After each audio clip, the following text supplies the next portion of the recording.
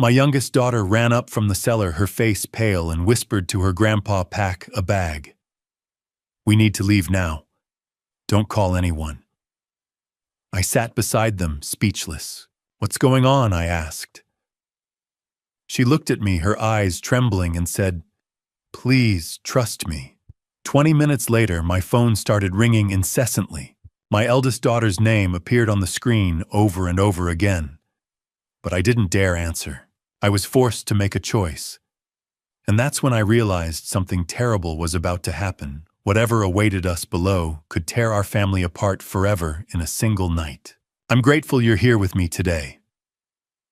Before we begin, drop a comment telling me where are you watching from right now. It helps me understand who's listening to this story.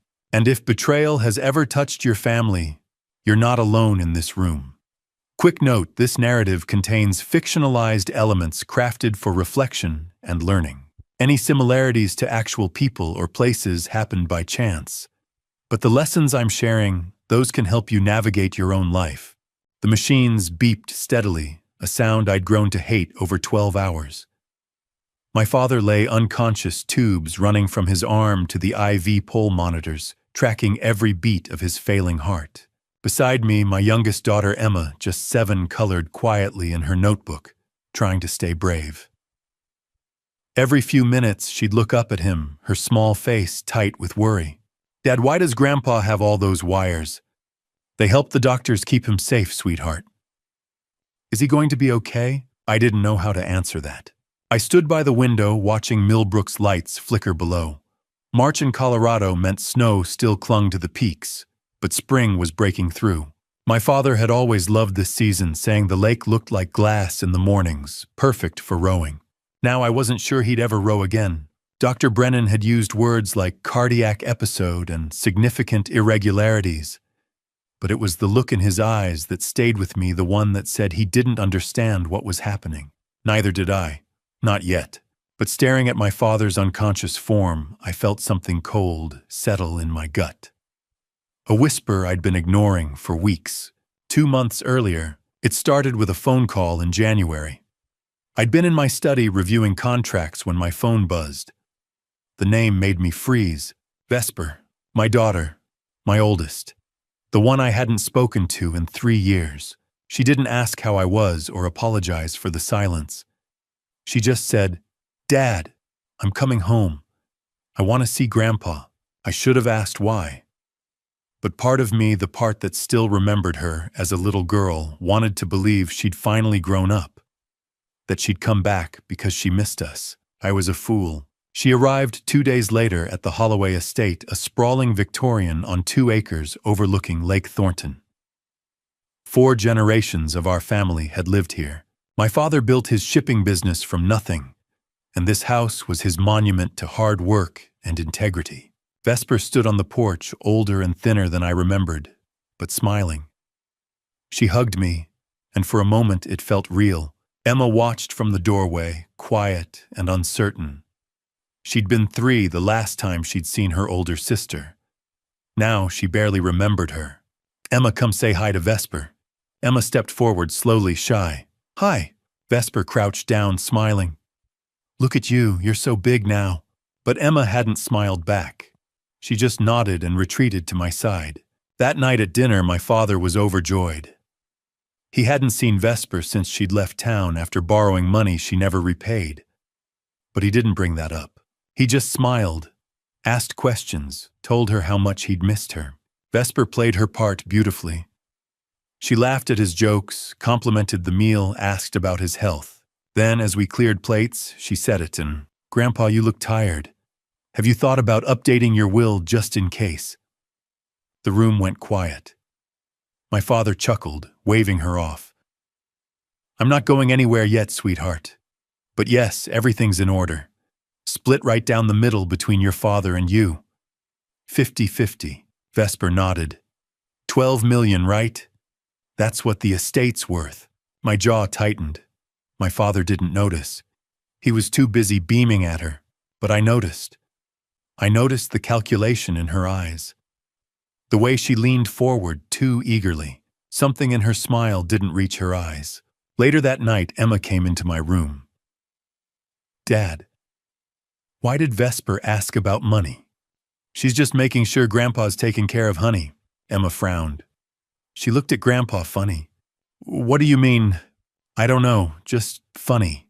I'd brushed it off, told her not to worry. But her words stuck with me. I told myself I was being paranoid, that maybe Vesper genuinely wanted to reconnect. But that feeling didn't go away. Over the next weeks, Vesper became a fixture at the estate. She visited daily, bringing my father tea, sitting with him in the sunroom, taking walks around the property. He loved it. He told me how grateful he was that she'd come home.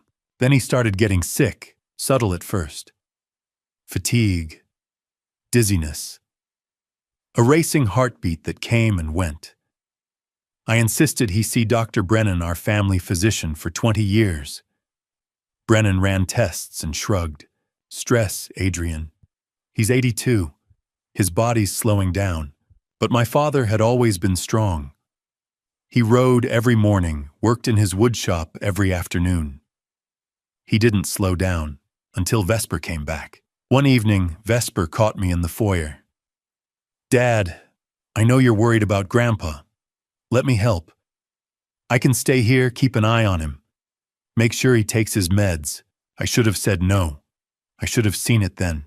But I wanted to believe my daughter had come home, that she cared.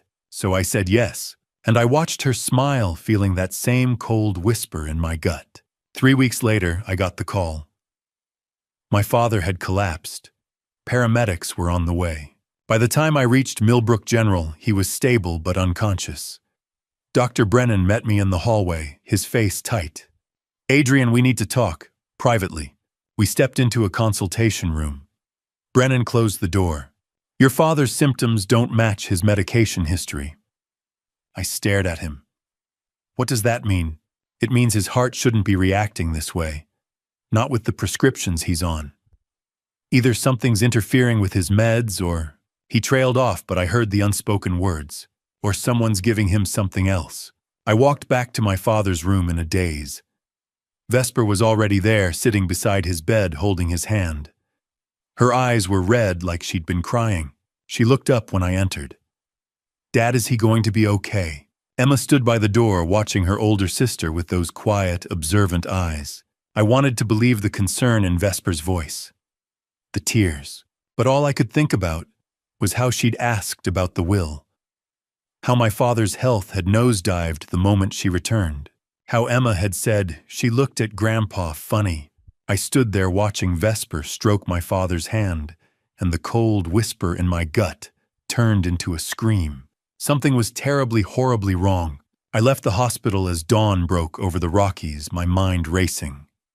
Emma slept in the back seat, exhausted. I didn't sleep. I couldn't.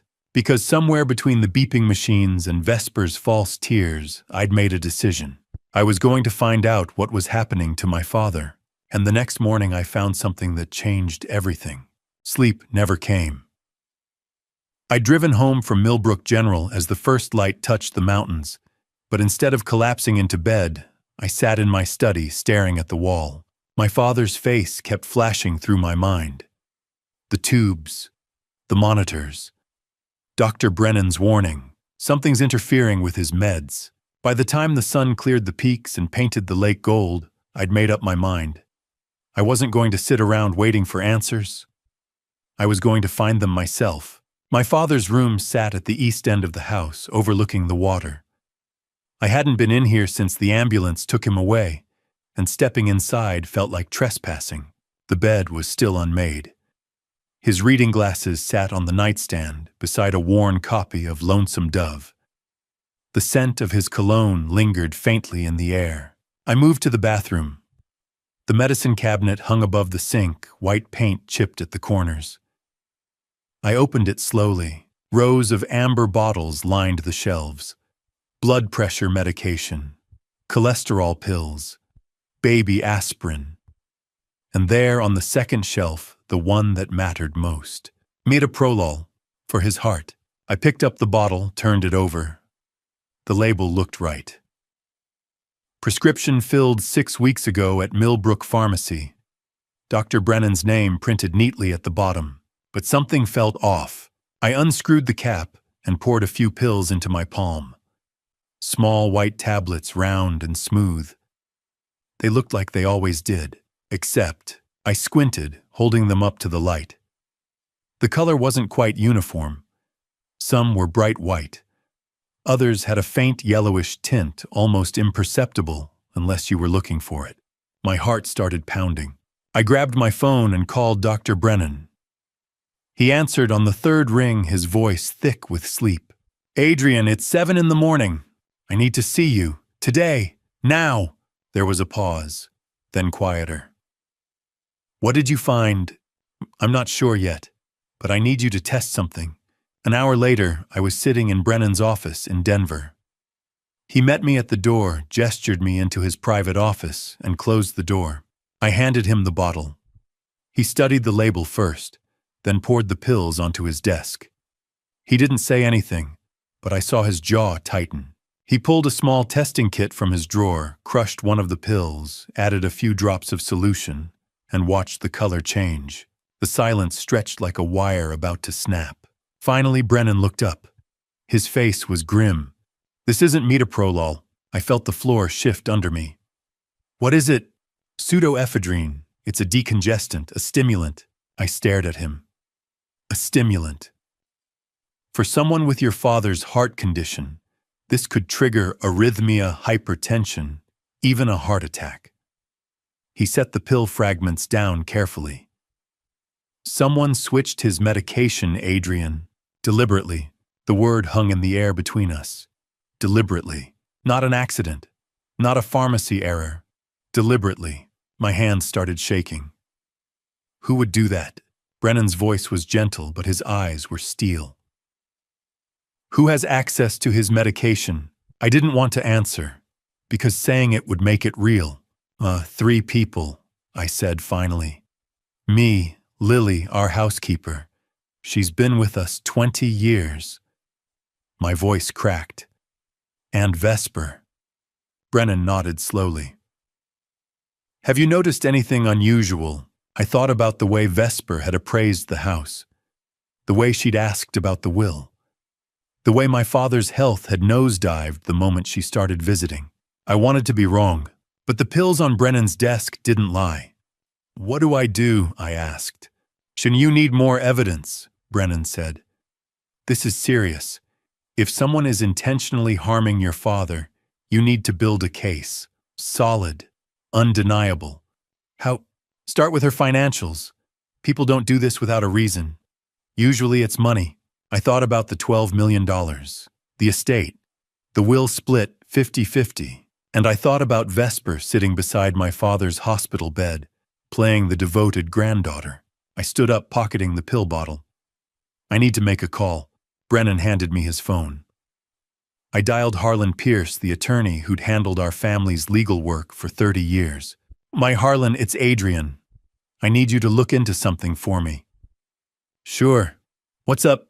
"Financial records, my daughter. Debts, accounts, anything unusual." There was a pause. "Adrian, what's going on?" "I can't explain right now, just please, I need this." "Okay, I'll see what I can find." I hung up and handed the phone back to Brennan. "I'm sorry, Adrian," he said quietly. "Don't be. Not yet." I turned toward the door. "Marcus, can you keep the pills for evidence?" "Already done." The drive back to Millbrook felt longer. I kept replaying Brennan's words. Deliberately, someone switched his medication. I wanted to believe there was some other explanation. But the pills told a different story. And deep down, I knew the truth. My daughter was trying to harm my father. I just didn't know why yet. By the time I pulled into the estate's long driveway, the sun was setting behind the Rockies. The house looked peaceful, framed by pines and the shimmering lake beyond. But as I parked and stepped out, I heard voices, laughter coming from inside. I walked up the porch steps, pushed open the front door, and froze. Vesper stood in the foyer.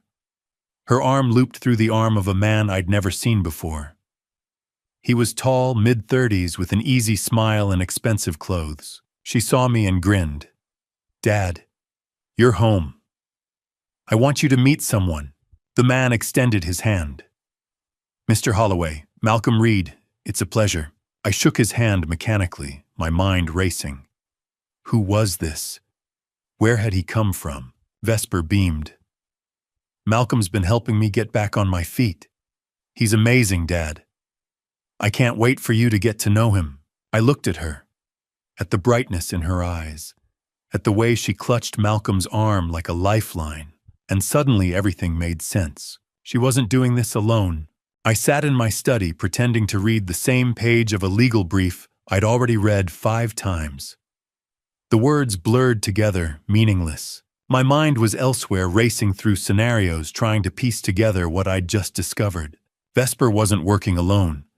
The man standing in my foyer, shaking my hand with that practiced smile, was part of this. I didn't know how yet, but every instinct I'd honed over 30 years of corporate law told me Malcolm Reed was dangerous. The clock on the mantel ticked past 7. Outside, the last traces of daylight faded behind the mountains. I heard voices drifting from the front of the house. Laughter, Vesper's bright and performative, his smooth as expensive whiskey. Lily appeared in the doorway, wiping her hands on her apron. She'd been with our family since Vesper was a teenager, and right now her weathered face showed concern. Mr. Holloway, dinner's ready. Should I set 3 places? Yes, Lily, thank you. She hesitated. That man with Miss Vesper. You know him? Not yet, I said, but I will. The dining room smelled like rosemary and garlic. Lily had prepared roasted chicken, one of my father's favorites, though the chair at the head of the table sat empty. It felt wrong eating without him. Malcolm sat across from me, Vesper at his side. He'd made himself comfortable, slouching slightly, one arm draped casually over the back of Vesper's seat. Confident. Too confident for a man meeting his girlfriend's father for the first time. This is incredible, Mr. Holloway, Malcolm said. Vesper told me about this place, but seeing it in person, stunning. Must be worth a fortune. The words hung there naked and obvious. Vesper shot him a look, but Malcolm just smiled. I mean, real estate out here, lakefront property, the history. You're sitting on a gold mine. I took a sip of water. We've never thought of it that way. It's home. Of course. Malcolm leaned forward. Vesper mentioned your father's not doing well. Heart trouble, right? Yes. I worked in pharmaceutical sales for years. If you ever want me to take a look at his prescriptions, make sure everything's optimized, I'd be happy to help. Sometimes doctors prescribe combinations that don't play well together. There it was. The offer delivered with a concerned smile. But all I heard was a man with knowledge of medications offering to get his hands on my father's pills. My grip tightened on my fork. That's thoughtful, Malcolm. But Dr. Brennan has been our physician for 20 years. I trust him. Oh, absolutely. Just offering. He sat back unruffled. So, Vesper tells me you're retired from corporate law. Ever deal with complicated inheritance cases? I looked at Vesper. She was staring at her plate, pushing food around with her fork, her jaw tight. She looked nervous, or guilty. A few, I said carefully. Fascinating stuff. The legal side of passing wealth down. Trusts, wills, tax implications.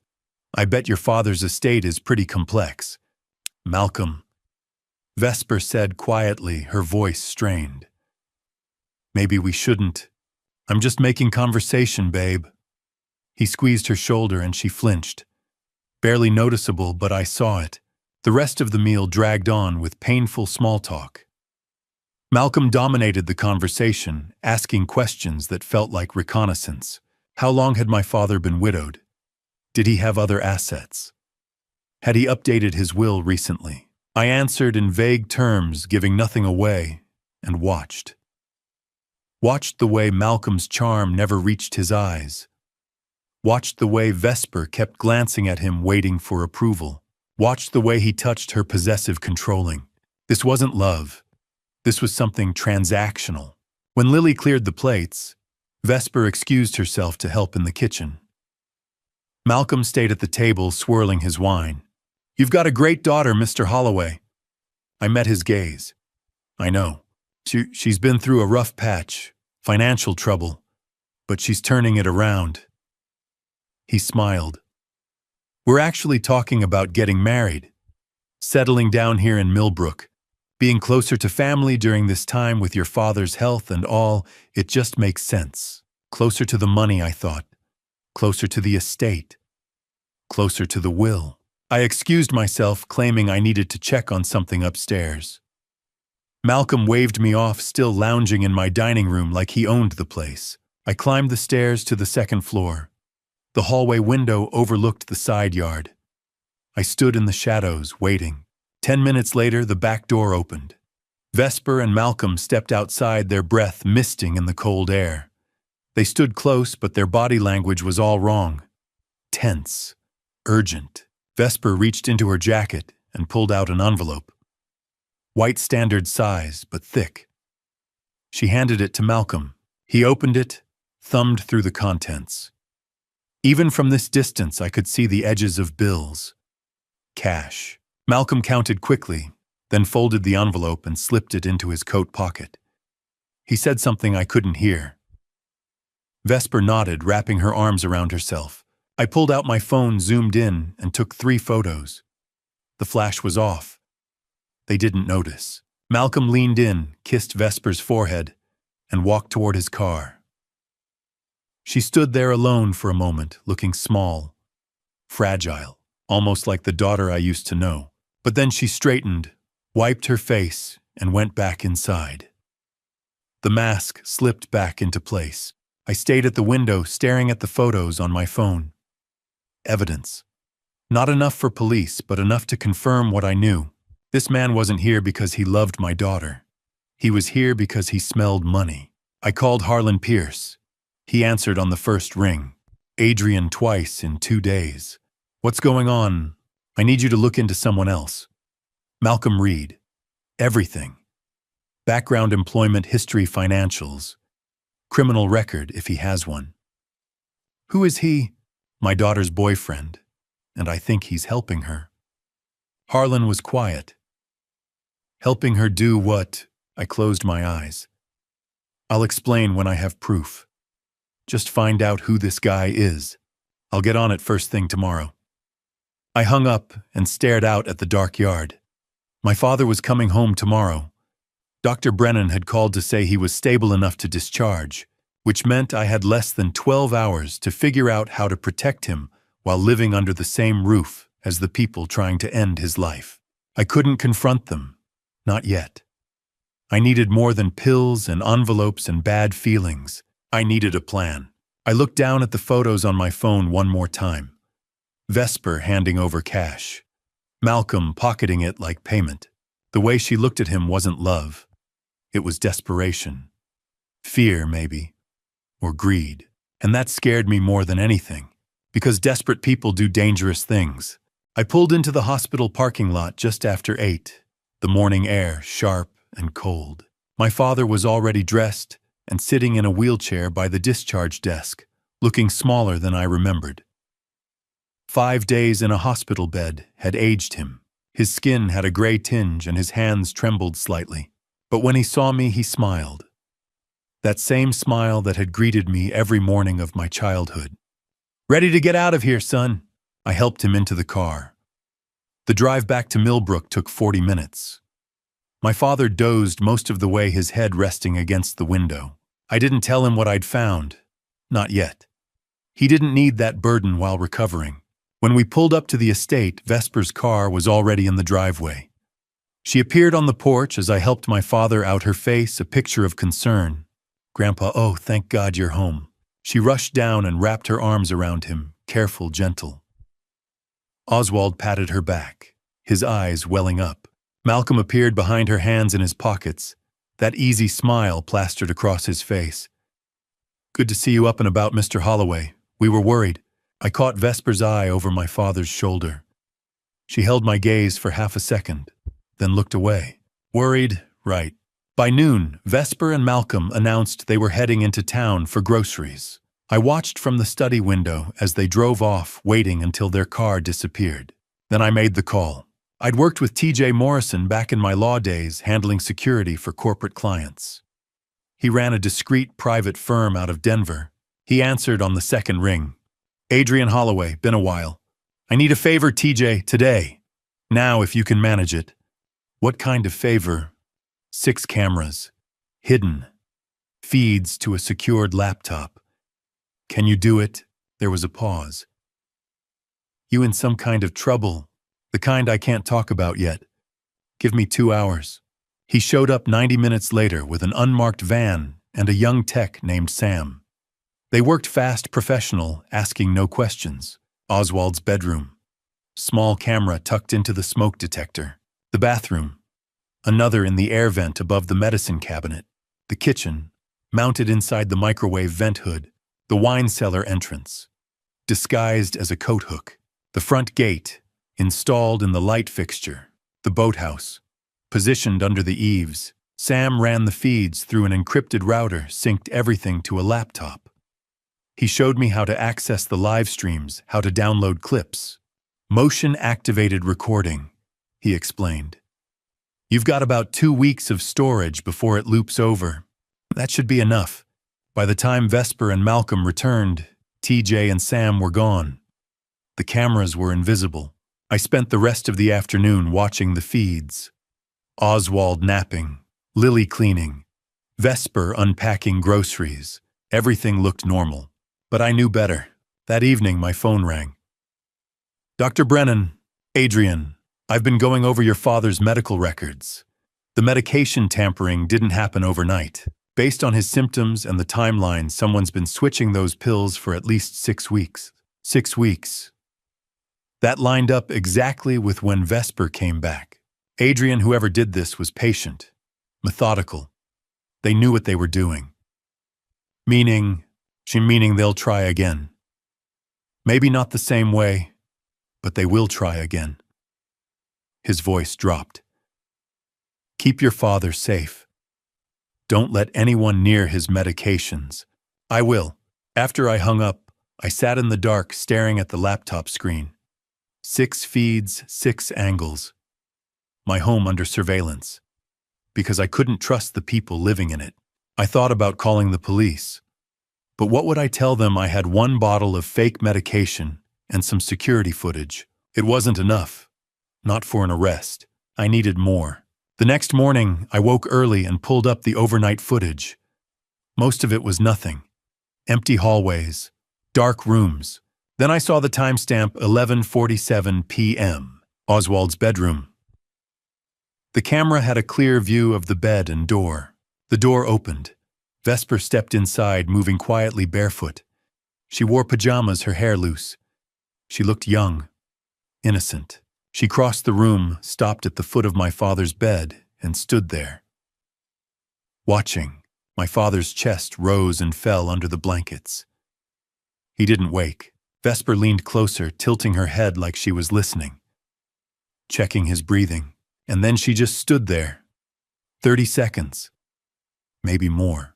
Her face was blank, cold, not sad, not worried, just waiting. Finally, she turned and left, closing the door softly. I watched the clip 3 times, feeling something crack inside my chest.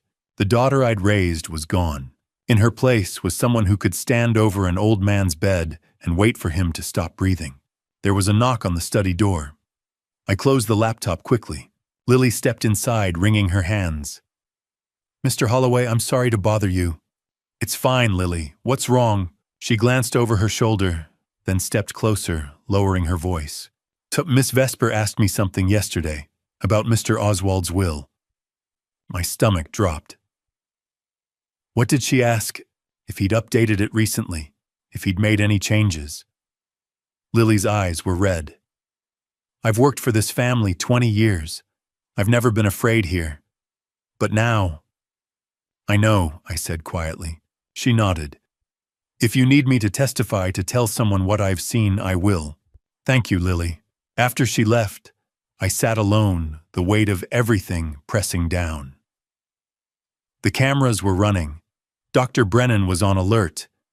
Harlan was digging into Malcolm's background, but none of it felt like enough. I opened the laptop again, pulled up the live feed from Oswald's room. He was awake now, sitting up in bed, reading the newspaper. He looked peaceful, safe, but he wasn't, and I was running out of time. I didn't have to wait long. 3 days later, they made their move. I woke before dawn with the kind of dread that sits heavy in your chest and won't let go. The house was silent. The lake outside my window still black under the fading stars. I'd been watching the surveillance feeds until past midnight, seeing nothing unusual. But my gut told me something was wrong. I got dressed and went downstairs, moving quietly through the dark hallway. Through the window, I could see the first pale light touching the eastern ridge of the mountains. March in Colorado was unpredictable. I checked the outdoor thermometer mounted by the back door. 42 degrees. The lake would be colder. Much colder. Cold enough to stop a man's heart if he stayed in too long. My father had been rowing every morning for 30 years. Doctor's orders after his first heart scare back in the 90s. 20 minutes on the water-steady rhythm, good for circulation. I glanced at the clock. 6:45. He'd be up any minute. I grabbed my jacket and headed outside, cutting across the lawn toward the dock. The boathouse sat at the water's edge, a small wooden structure my grandfather had built decades ago. I reached the dock just as the sun broke over the ridge, spilling gold across the water. Lake Thornton stretched out before me, glass smooth and impossibly still. Beautiful, deadly if you weren't careful. I heard footsteps behind me and turned. My father was coming down the path, moving slowly, a mug of coffee in his hand. He wore his old flannel jacket and a wool cap. When he saw me, he smiled. "You're up early, son. Couldn't sleep." Something like that. I tried to keep my voice casual. "Thought I'd join you this morning, if that's all right." "Of course, always room in the boat." "Dad, wait." I stepped in front of him. "Let me check the boat first. We haven't used it all winter. Want to make sure it's still sound." He raised an eyebrow. "It's fine, Adrian. I checked it last week." "Humor me." He shrugged. "All right. You always were the careful one." I pulled open the boathouse door. The smell of damp wood and old canvas hit me. The rowboat sat on its rack. I flipped it over and lowered it onto the dolly. Then I crouched down to inspect it. The hull looked fine. No cracks, no visible damage. I ran my hand along the underside, checking the seams, until I reached the drain plug. It was there, threaded into the hole at the stern, but something was wrong. I touched it, and it shifted under my fingers. Loose. Deliberately loosened just enough that water would seep in slowly once the boat was in the water. Not a flood. A gradual leak. By the time you noticed, you'd be too far from shore. My heart started pounding. I moved to the oarlocks, the metal fittings that held the oars in place. I gripped one and applied pressure. It snapped clean off in my hand. The metal had been filed down. Weakened. It looked intact, but the moment you put weight on it, it would break. And without oars, you couldn't steer. Couldn't get back. I dropped the broken oarlock and spun around. The life vests usually hung on hooks by the door. 4 of them, bright orange, easy to spot. They were gone. I found them 30 seconds later, shoved into a storage bin in the corner, buried under old tarps and fishing nets. Someone had moved them. Hidden them. My hands started shaking. This wasn't an accident. This was a trap. If my father had gotten into that boat this morning, the drain plug would have let water in slowly. The oarlocks would have snapped mid-stroke. He would have been stranded in the middle of the lake, the boat taking on water, no way to row back, no life vest. In 45-degree water, hypothermia sets in within minutes. He wouldn't have made it to shore. They would have found him floating face down by noon. And everyone would have called it a tragic accident. I stumbled out of the boathouse, my breath coming fast. My father was standing on the dock, sipping his coffee, watching the sunrise. He turned when he heard me. "Adrian, what's wrong?" I opened my mouth, but nothing came out. "How do you tell your father that someone just tried to drown him?" "The boat." I finally managed. It's not safe. The plug's loose, the oar locks are broken. We can't use it. He frowned. That's strange. I checked it last week. Well, someone's been messing with it since then. Who would do that? I looked at him, this man who trusted everyone because he believed people were fundamentally good. I don't know, Dad, but we're not taking any chances. No rowing today. He studied my face and I saw something shift in his eyes. Understanding. Or maybe just the beginning of it. All right, son, if you say so. I walked him back to the house, feeling the fragility of him. How easy it would be to lose him. After I got him settled inside with Lily, I went back to the dock alone. I pulled out my phone and photographed everything. The drain plug, the broken oar lock, the life vests hidden in the storage bin. Evidence. I was crouched by the boat when I felt eyes on me. I looked up at the house. Second floor. The guest room window. Vesper stood there, arms crossed, watching. Our eyes met across the distance. She knew. She knew I'd found the boat. Knew I'd stopped my father. Knew her plan had failed. For a long moment, neither of us moved. Then she stepped back from the window and disappeared. I stood there on the dock, phone in my hand, feeling the weight of it all settle over me. This was real. My daughter was trying to end my father's life, and she knew I was onto her. They'd tried to make it look like an accident. Drowning, hypothermia, an old man who misjudged the season and paid the price.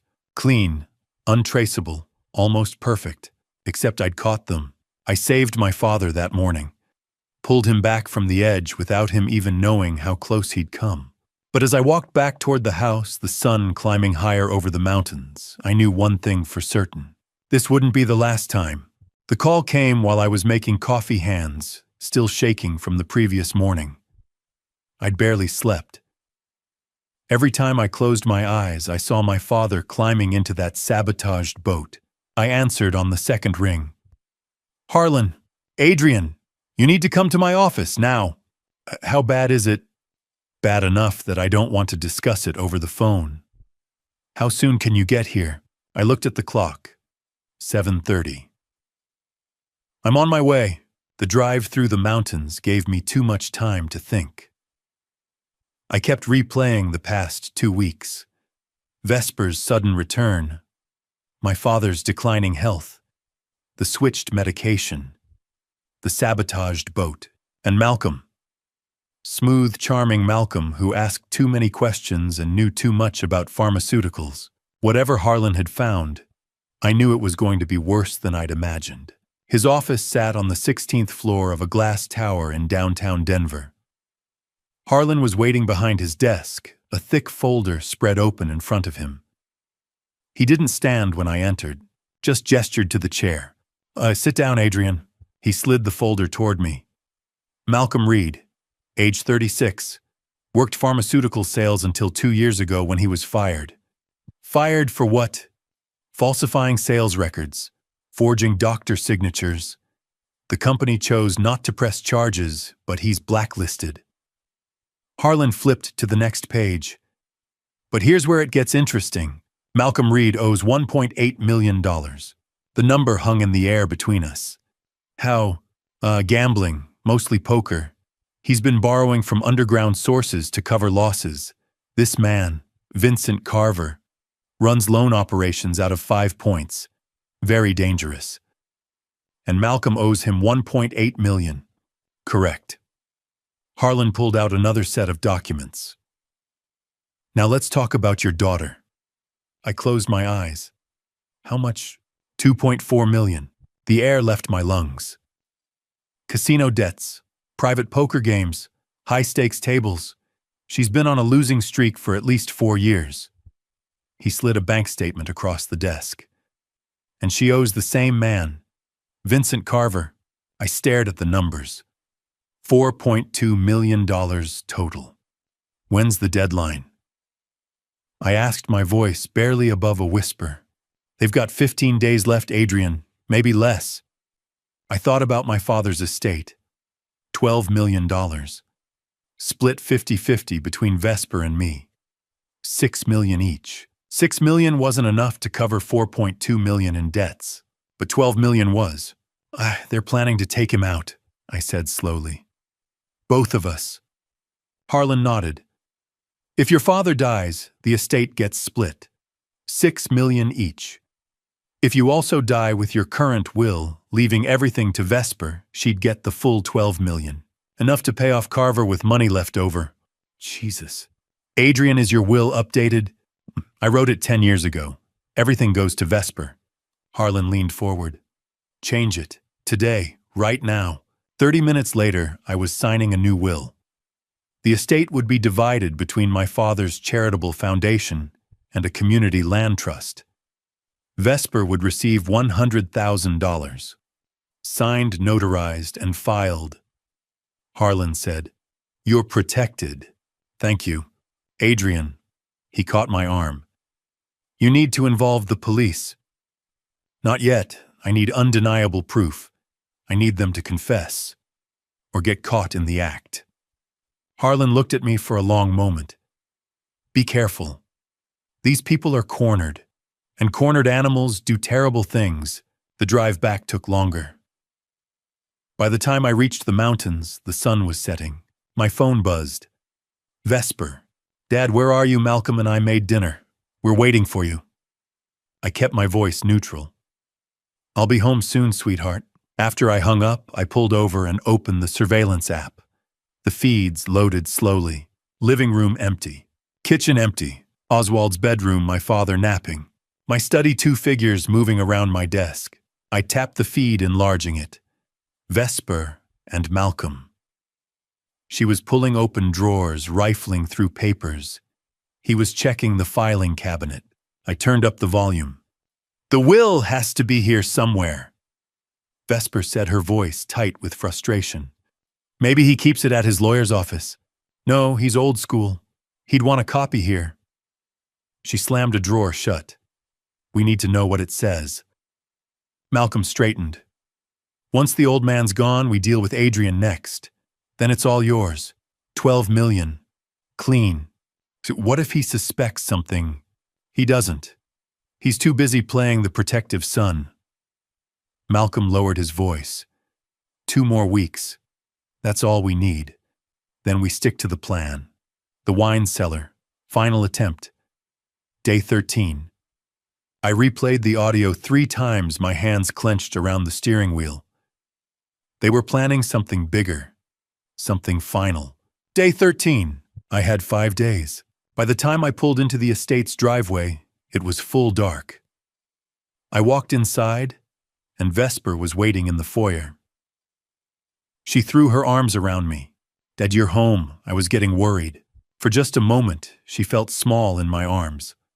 Like the little girl who used to run to me when she scraped her knee. And for just a moment, I wanted to believe that girl was still in there somewhere. But then she pulled back, smiling up at me, and I saw the calculation in her eyes. The mask slipping back into place. Come on, she said, linking her arm through mine. Dinner's getting cold. I followed her into the dining room, and I thought about the audio recording on my phone. The updated will in Harlan's office. The wine cellar they'd mentioned. Day 13. I had 5 days. Dinner was waiting when I walked through the door. The smell of roasted vegetables and garlic filled the house, warm and inviting. Vesper appeared in the hallway, wiping her hands on a dish towel, smiling like nothing in the world was wrong. And Dad, perfect timing. We just finished cooking. Malcolm emerged from the kitchen behind her, holding a bottle of wine. Hope you're hungry, Adrian. Vesper went all out tonight. I forced a smile, shrugging off my coat. Smells great. My father was in the living room, sitting in his favorite chair by the fireplace. He had a photo album open on his lap, the kind with the plastic sleeves yellowed from age. He looked up when I entered. Adrian, come look at this. Found some old pictures I'd forgotten about. I crossed the room and sat on the arm of his chair. The photos were from decades ago. My father younger, stronger. My mother beside him laughing. And there on the next page, a little girl with pigtails and a gap-toothed smile. Vesper. Maybe 7 or 8 years old, standing on the dock with a fishing pole twice her size. My father tapped the photo with his finger. Remember this, her first fishing trip. She was so determined to catch something bigger than me. I stared at the picture, at the brightness in her eyes, the pure, uncomplicated joy. Yeah, I said quietly, I remember. And suddenly I was back there, 25 years ago. Back when the world made sense. It was summer, late July. Vesper had turned 8 that week, and all she wanted for her birthday was to learn how to row. So I took her down to the dock early one morning. The rowboat bobbed gently in the water, and Vesper stood beside it in her pink life vest, practically vibrating with excitement. Can we go now, Daddy? Can we? See, hold on, kiddo. Let me show you how to get in without tipping us over. I helped her step into the boat, steadying it with one hand. She sat in the middle seat, gripping the sides, her eyes wide. Okay. Now rowing's all about rhythm, smooth strokes. You don't fight the water, you work with it. I let her hold the oars, my hands over hers, guiding her through the motion. Pull back, lift forward, dip. She laughed every time water splashed up, soaking her shirt. I'm doing it, Daddy, I'm really doing it. You sure are, sweetheart. We rowed out to the center of the lake. Vesper let go of the oars and leaned back, staring up at the sky. Daddy! Yeah. When I grow up, I want to be just like Grandpa, strong and kind, like he is. Something in my chest tightened. You can be anything you want, Vesper. I want to make you proud. You already do, baby, every single day. When we got back to the dock, my father was waiting. He helped Vesper out of the boat, and she immediately started chattering about everything she'd learned. Oswald crouched down to her level. Vesper, I want to tell you something important. Can you listen? She nodded, suddenly serious. Money doesn't make you rich. Not really. Integrity does. Being honest even when it's hard. Keeping your promises. Treating people right. He gestured toward the estate behind them. This house, this land, all of it, it doesn't mean anything if we don't have character. Do you understand? I think so. Well, our family name means something in this town.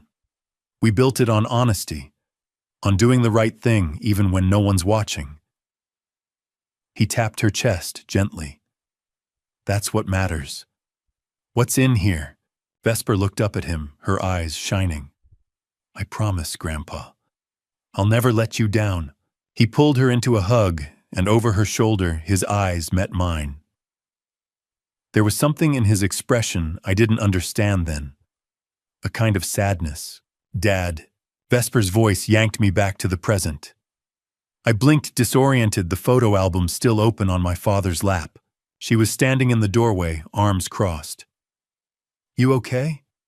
You look sad. I looked at her. Really looked at her. 33 years old. Hair darker now, face sharper. The softness of childhood long gone. And I thought, what happened to you? When did the little girl who promised integrity turn into the woman standing over her grandfather's bed, waiting for him to die? I'm fine, I said, closing the album. Just tired. The four of us sat around the dining table. Oswald at the head like always. Vesper to his right, playing the devoted granddaughter. Malcolm across from her pouring wine and making small talk. Me at the far end watching it all unfold. Oswald told stories from when he was young. Vesper laughed in all the right places, touched his hand affectionately. Malcolm complimented the food, asked about the estate's history, mentioned how much he was looking forward to being part of the family. And I sat there watching two people who wanted us dead pretend to love us. How do you mourn someone who's still alive? How do you grieve the loss of a daughter who's sitting 3 feet away, smiling at you? I looked at Vesper, and for just a second, I saw that 8-year-old girl in the rowboat. The one who wanted to be strong and kind like her grandpa. The one who promised she'd never let him down. And I wanted to reach across the table and ask her why. But I didn't, because I knew the answer wouldn't change anything. After dinner, Vesper hugged me goodnight. Malcolm shook my hand. My father went to bed early, exhausted, and I stood alone in the study, staring at the surveillance feeds on my laptop, replaying the audio from earlier. Wine cellar, final attempt. Day 13. 4 days from now. I closed the laptop and stared out the window at the dark lake. Tomorrow morning I'd keep looking, keep gathering evidence, keep trying to stay one step ahead. Because if I stopped even for a moment, I'd lose everything. And the little girl who used to promise integrity would win. Not because she was smarter, but because I'd taught her to be strong. The laptop sat open on my desk, 6 camera feeds tiled across the screen. I'd been watching since dawn, waiting for something. Anything. My father's morning routine never changed.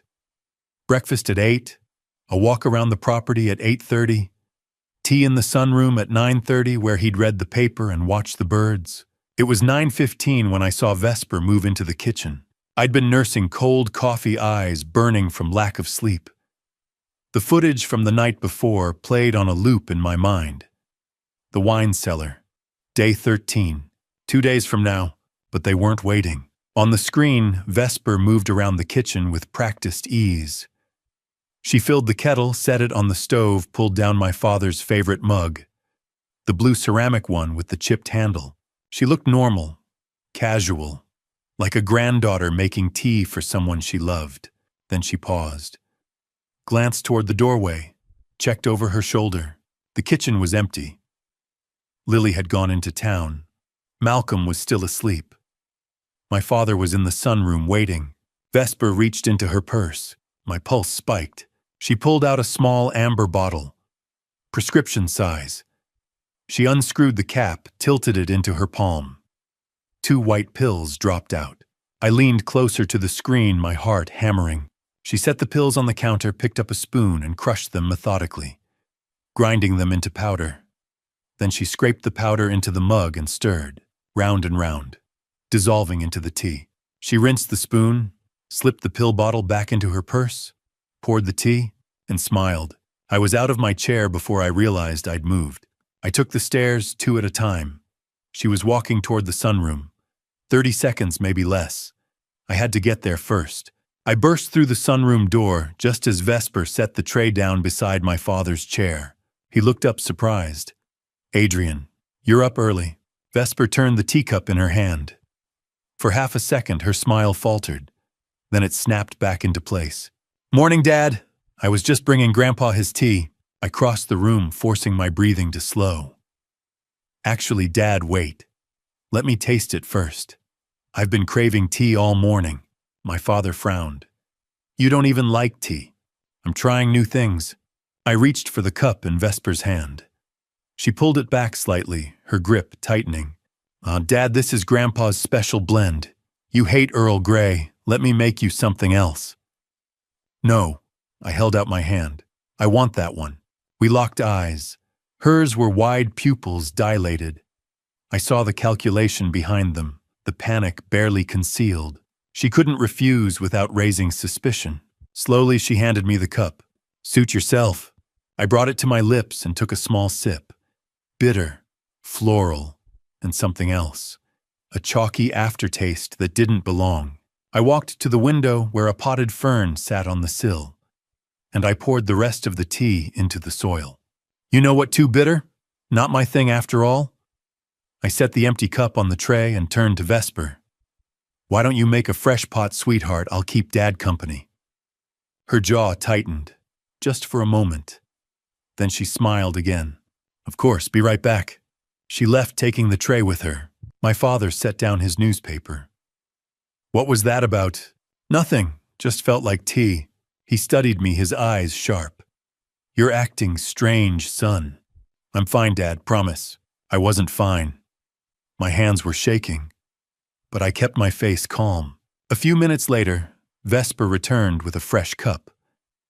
This time I followed her into the kitchen, leaning against the counter while she worked. She couldn't add anything else. Not with me standing 3 feet away. When the tea was ready, she carried it to the sunroom. My father took a sip and nodded approvingly. "Perfect. Thank you, sweetheart." "You're welcome, Grandpa." She kissed the top of his head. "I'm going to lie down for a bit. I have a headache." She glanced at me on her way out. Her expression was unreadable. I waited until I heard her bedroom door close. Then I went back to the sunroom and retrieved the potted fern. Dad, I'm borrowing this. Why, science project. Back in my study, I carefully scooped soil and tea residue into a plastic bag. Then I called Dr. Brennan. He answered on the first ring.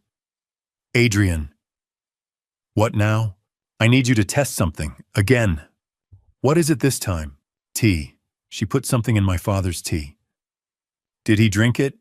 No, I intercepted it. Bring it to my office. I'll run it through the lab. By late afternoon, I had my answer. I sat across from Brennan in his office, the test results spread on the desk between us. Diphenhydramine, Brennan said. Common name Benadryl. In high doses, it acts as a sedative. How much was in the tea? Enough to knock out a grown man. Combined with your father's heart medication, it would cause severe drowsiness, disorientation, and a dangerous drop in blood pressure.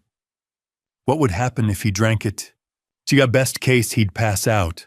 Worst case, he'd try to stand, get dizzy, and fall. At his age, a fall like that could be catastrophic. Head injury, broken hip, internal bleeding. And it would look like an accident. Brennan nodded grimly.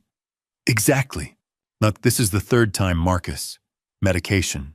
The boat. Now this. Adrian, you need to call the police, now. It's not enough. I need them to confess. I need them caught in the act with no way out. I stood pacing. They mentioned the wine cellar. Day 13. That's 2 days from now. I'm going to set a trap. Adrian, that's dangerous. I know, but I need them to commit. Fully. No room for doubt. He looked at me for a long time. You're playing a very dangerous game. I know. 2 days. That's all I had. Day 13 was coming. And one way or another, this would end. Emma burst into the living room, her face pale. Hattie, Grandpa, there's something really weird in the wine cellar. I looked up from my laptop. Oswald set down his newspaper. What do you mean, sweetheart? I asked. A big metal tank. With tubes and a clock, and it's counting down, my father chuckled. Honey, that's probably just the old heating system, but my blood had gone cold. I thought about the past 2 weeks. Vesper disappearing downstairs, always alone, always locking the door. Malcolm showing up with bags, their whispered conversations. Emma, show me! She grabbed my hand and pulled me toward the back hallway. Oswald followed slowly, leaning on his cane. Emma led us down the stone steps into the wine cellar. She pointed to the west wall. Behind the big shelf, I was looking for Christmas decorations, and I leaned on it, and it moved. I approached the oak wine rack slowly, put my weight against it. It swung open on hidden hinges. Behind it was a panel, unpainted plywood recently installed, and behind that panel was a cavity in the stone wall. Inside sat an industrial nitrogen tank. It was matte gray, about 4 feet tall with warning labels.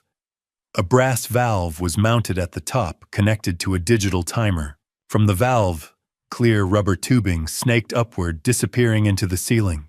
Emma tugged on my sleeve. Dad, what is it? Go upstairs, sweetheart. Take Grandpa with you, right now. But, now Emma, something in my voice made her move. She took Oswald's hand and led him up the stairs. I heard the door close above me. I stood alone in the cellar, staring at the tank. My daughter had installed this. My daughter had planned to kill her own grandfather. I followed the tubing with my flashlight. It ran along the stone, tucked into a groove. At the top, it fed into the ventilation grate. I climbed onto a wine crate and examined the vent. The metal grill had been removed, then replaced. Someone had applied clear silicone sealant around the edges, sealing it shut. I checked the other vents. Same thing. All 4 sealed tight. The room was airtight. I climbed down and crouched beside the tank, studying the timer. The display glowed faint green, showing the scheduled activation time as 9:30 p.m. on March 13th. Tomorrow night. I pulled out my phone and started taking pictures. The tank, the timer, the tubing, the sealed vents, every angle I could manage. Nitrogen is heavier than air. When the valve opens, it would pour out of the vents, sinking to the floor, slowly filling the room from the bottom up, displacing the oxygen. You wouldn't smell it, wouldn't taste it, wouldn't even realize you were suffocating until it was too late. In 8 to 10 minutes, the room would be a nitrogen chamber. In 5 to 10 minutes after that, you'd be dead. And the nitrogen would dissipate. Leave no trace. Just an old man who died in a cellar with bad ventilation. A tragic accident. I checked my father's desk calendar in the corner. I flipped to tomorrow's date. March 13th. There in the 9 p.m. slot, written in handwriting that wasn't my father's, wine selection with Vesper. I recognized the script. Vespers. The same handwriting I used to see on birthday cards. She'd written it herself. Scheduled her own grandfather's execution. I took a picture of the calendar entry. Then I heard voices upstairs. Vesper's car had pulled in. She was home. I moved quickly, swinging the wine rack back into place. Made sure everything looked untouched. Climbed the stairs and locked the cellar door behind me. In the living room, Emma sat on the couch beside Oswald. Her small face was tight with worry. Vesper stood in the doorway, smiling. "Hey, Dad, everything okay?" I forced myself to meet her eyes. "Fine. Just checking on some old bottles. Emma said she found something down there." "Just the old furnace," I said evenly. "Nothing to worry about." Vesper's smile didn't waver, but something flickered in her eyes. Suspicion, fear. "Well, don't forget you and Grandpa are supposed to pick out wine for dinner tomorrow night." I wrote it in his calendar. I saw that. Great. She turned and headed upstairs. "I'm going to take a nap." The moment she was gone, I pulled Emma close. "Listen to me very carefully. Tomorrow night, you and Grandpa are going somewhere safe. Do you understand?" She nodded, her eyes wide. "And you don't tell Vesper, not a word." "Okay, Dad." Oswald leaned forward. "Adrian, what's going on?" I looked at my father. This man who'd built everything we had, who'd taught me about integrity and hard work and family, and I felt rage burn through me. "So Vesper's trying to hurt you, Dad." Emma found the proof. His face went pale. "What?" "I'll explain later. Right now I need to make a phone call." I went into my study and closed the door. I stared at the photos on my phone. The nitrogen tank, the timer, the sealed vents. This was it. The end game. I pulled up Harlan's contact and dialed. "Adrian." "What's wrong?" "I need Detective Morrison's number." He gave me the number without asking questions. I hung up and dialed. A woman's voice answered. Professional. Clipped. "Morrison. Detective Morrison, my name is Adrian Holloway. I need your help. I have evidence of a planned crime, and I need you to witness a confession." There was a pause. "What are you proposing?" "A sting, tomorrow night. I'll provide the location. All you have to do is listen and move in when I give the signal." "This is highly irregular." "I know, but my father's life is on the line, and I'm running out of time." She exhaled slowly. "I'll need to see your evidence first. I can bring it to you tonight." "Fine, my office, 7 p.m. She hung up. I walked back into the living room. Emma was holding Oswald's hand, both of them sitting quietly, waiting. "Dad, what did you find down there?" Emma whispered. I crouched down to her level. "Something very dangerous, sweetheart. But you did exactly the right thing by telling me. You might have just saved Grandpa's life." She threw her arms around my neck. "I don't want anything to happen to him. It won't, I promise." Oswald looked at me, his eyes full of questions and grief. "Tomorrow night," I said quietly. "We end this." In 30 hours, Vesper and Malcolm would walk down to that wine cellar, believing they were about to commit the perfect crime. But I'd be ready, and my 7-year-old daughter had just become the hero who saved us all. The diner was nearly empty at 6 in the morning, just a waitress refilling coffee and a cook working the grill in back. I'd chosen the place deliberately. Halfway between Millbrook and Denver, anonymous, Detective Rachel Morrison was already waiting in a booth by the window. She was younger than I'd expected, maybe late 30s, with sharp eyes and short dark hair. She wore jeans and a fleece jacket, off-duty or trying to look that way. She stood when I approached, extending her hand. "Mr. Holloway, Detective, thank you for meeting me." I slid into the booth and set my laptop on the table. The waitress came by and I ordered black coffee I wouldn't drink. When we were alone again, I opened the laptop and turned it toward her. "My daughter is trying to take my father's life," I said quietly.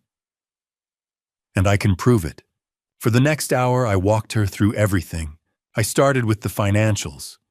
Vesper's gambling debts, Malcolm's background, the loan shark connection. $2.4 million for your daughter, Morrison said. 1.8 for Malcolm Reed. Combined debt, 4.2 million. And your father's estate is worth 12 million split between you and Vesper. 6 million each if he dies. Not enough to cover both their debts. She looked up. But if you also died, see, my will before I changed it left everything to Vesper. She'd get the full 12 million. I pulled up the next set of files, the timeline of attempts. Attempt 1, 6 weeks ago. I showed her the photos of the medication bottle. Someone switched my father's heart medication with pseudoephedrine. It triggered a cardiac episode. You have proof. Dr. Marcus Brennan tested the pills. I can provide his report and the physical evidence. He's willing to testify. Attempt 2, 5 days ago. I pulled up the photos of the boat, the loosened drain plug, the filed oarlock. Sabotage. In 45-degree water, my father would have died of hypothermia within minutes. You have a witness, Margaret Whitmore, our neighbor. She saw Vesper at the dock the night before. She's willing to testify. Attempt 3. I opened the camera footage from the kitchen.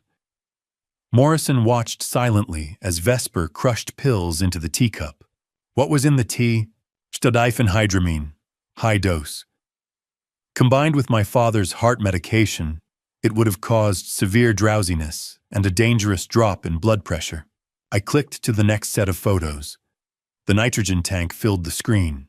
This is in your house, in the wine cellar, hidden behind a false panel. Industrial nitrogen tank. Timer valve set for 9:30 tomorrow night. Rubber tubing fed into the ceiling vents which have been sealed shut. I walked her through the mechanism, the nitrogen displacing oxygen, the room becoming a gas chamber in 8 to 10 minutes. But no chemical trace, I said. No residue, the perfect crime. Morrison was quiet for a long moment. Then she looked up. And you know they're planning to trigger this tomorrow night. I have audio. I played the clip from the surveillance camera, Malcolm's voice confident and cold. The nitrogen won't show up. Poor ventilation. When it finished, Morrison sat back. This is solid, but there's a problem. What? Defense attorneys. A good one could argue you tampered with the tank yourself. It's all circumstantial. I know. You need them to confess, on record, with witnesses. I know, I said again. That's why I'm here. She studied me. What are you proposing? A sting operation. Tomorrow night. I'll provide the location. All you need to do is listen and move in when I give the signal. You want to confront them yourself. I need to. They won't confess to you. But if they think their plan is working, they might slip. Morrison shook her head. That's incredibly dangerous. I know, but I'll be wired. You'll hear everything. The moment things go south, you breach. She was quiet, thinking. Finally, she spoke. Walk me through it. Step by step. I pulled up a document I'd drafted. A timeline. 5 phases. By phase 1. 6 p.m. tomorrow. My father gets evacuated. Dr. Brennan will call him for an emergency follow-up. He'll be safe in Denver. You're not telling him. He doesn't need that burden. Phase 2, 7 to 9 p.m. You and your team stage nearby. I'll wear a wire. The cameras will be recording. Phase 3, 8 p.m. I announce I'm checking the wine inventory. Vesper will offer to help. Malcolm will follow. Phase 4, 9 to 9:30. The confrontation. I'll be in the wine cellar. I'll tell them I know what they've done. You're hoping they'll confess. I'm banking on it. Malcolm's arrogant, Vesper's desperate. People like that make mistakes. Or they get violent. No, that's why you'll be listening. Phase 5, 9:30. You move in with a warrant. Arrest them both. She was quiet for a long moment. Then she leaned forward. Mr. Holloway, you're asking me to let you walk into what could become a hostage situation. I'm the one making this choice, not you. She held my gaze. Why not just arrest them now? Because a good defense attorney would tear it apart. But if they confess, there's no defense. Morrison exhaled slowly. All right, I'll coordinate with my team. I'll need your address and a blueprint of the property. I can get you that. She stood. And Mr. Holloway, the moment I hear a threat on that wire, we're coming in. Understood. Understood. She paused. For what it's worth, I'm sorry. No parent should have to do this. I didn't trust myself to speak, just nodded. After she left, I sat alone staring at the laptop screen. The photo of the nitrogen tank. The timer counting down. I had one chance. One night to end this. Day 13 was coming. Dr. Brennan's office felt different at night. Quieter. The waiting room lights were off, the reception desk empty. Just the two of us in his private consultation room, the city lights of Denver glowing through the window. My father sat in the leather chair across from Brennan's desk, looking smaller than he had that morning.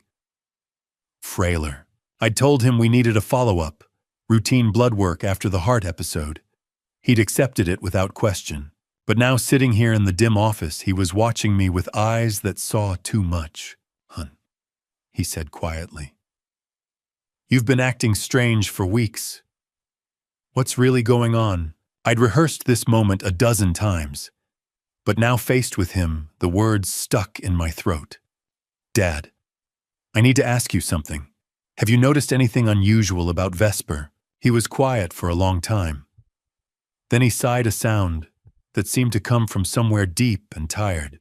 You mean the questions about the will? My heart stopped. You knew. I'm 82, Adrian, not senile. He shifted in his chair. I've noticed a lot of things.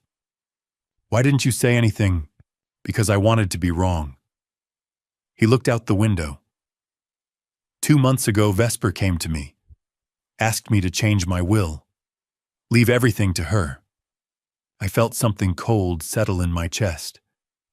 What did you say? I asked her why. She said you didn't need the money, that I should take care of her instead. And I told her no, the split stays 50-50, that's fair. How did she react? He was quiet again. When he spoke, his voice was softer. She got angry, not loud, but I saw something in her eyes I'd never seen before. Something cold. What did she do? She apologized, said she was stressed about money, asked me to forget she'd mentioned it. He turned back to me. But I didn't forget Adrian, and when I started getting sick, when the pills stopped working right when the boat felt wrong that morning. I wondered. I didn't want to believe it. My own granddaughter. His voice cracked. How do you believe something like that? I reached across the space between us and took his hand. It felt thin and fragile in mine. The pills, he said. Someone switched them. Didn't they? Yes. And the boat. That wasn't an accident. No. The tea. I nodded. He closed his eyes. When he opened them again, they were wet. My granddaughter. We sat in silence. Outside, a siren wailed in the distance. What do I do, son? He finally asked. I'd spent 2 weeks asking myself the same question. And now looking at my father, I knew the answer. You trust me. He looked up. Dad, I'm going to handle this. But I need you to stay here tomorrow. With Dr. Brennan. You'll be safe here. What's happening tomorrow? There's going to be a confrontation. The police are involved. It ends tomorrow night. He stared at me. A confrontation. Where? The wine cellar. Understanding dawned in his eyes. They're planning something. They've already set it up. We just have to catch them in the act. I should be there. No. Adrian, she's my granddaughter, which is exactly why you can't be there. I leaned forward, squeezing his hand. Dad, I can't risk you. If something goes wrong, if they panic, I need to know you're safe. You're walking into danger. I'll have the police right outside. I'll be wired. The moment things go bad, they'll come in. He studied my face for a long time. Then he squeezed my hand back. I raised you to stand up for what's right, son. Even when it's hard. Especially when it's hard. I know, but I also raised you to protect the people you love. His voice was steady now, stronger. So I'm trusting you. I'm staying here. I'm letting you handle this. Thank you. But Adrian. He held my gaze. Remember something. She's still my granddaughter. Still your daughter. Whatever she's done, whatever happens tomorrow, don't forget that. How can I forget I see her face every time I close my eyes? That girl is still in there somewhere. Is she? My voice was harsh. Because the woman I've been watching for 2 weeks, I don't recognize her at all. My father was quiet. Then he stood slowly and pulled me up with him. And for the first time in years, he hugged me. Not the quick, awkward embrace we'd fallen into at holidays, but a real hug, the kind he used to give me when I was a kid. Your mother would be proud of you, he said into my shoulder. The man you've become, the choices you're making. I felt my throat tighten. I'm scared, Dad. I know, son, so am I. When we finally pulled apart, he kept his hands on my shoulders. I built this family on integrity, he said. Your grandfather before me did the same. Money comes and goes, but character that lasts forever. Your Vesper forgot that, or maybe we didn't teach her well enough. He dropped his hands. I've asked myself that every day. Did I fail her? We tried, Dad. I know. But sometimes people choose their own path. He sat back down, suddenly looking exhausted. No matter what happens to me, Dad, don't listen. His voice was firm. No matter what happens, you keep that legacy alive. Integrity, honesty, that's what matters. I nodded, not trusting myself to speak. Dr. Brennan appeared in the doorway. I've got the guest room set up for you, Oswald. Thank you. My father stood again. He looked at me and I saw everything in his eyes. Love. Fear, trust, pride.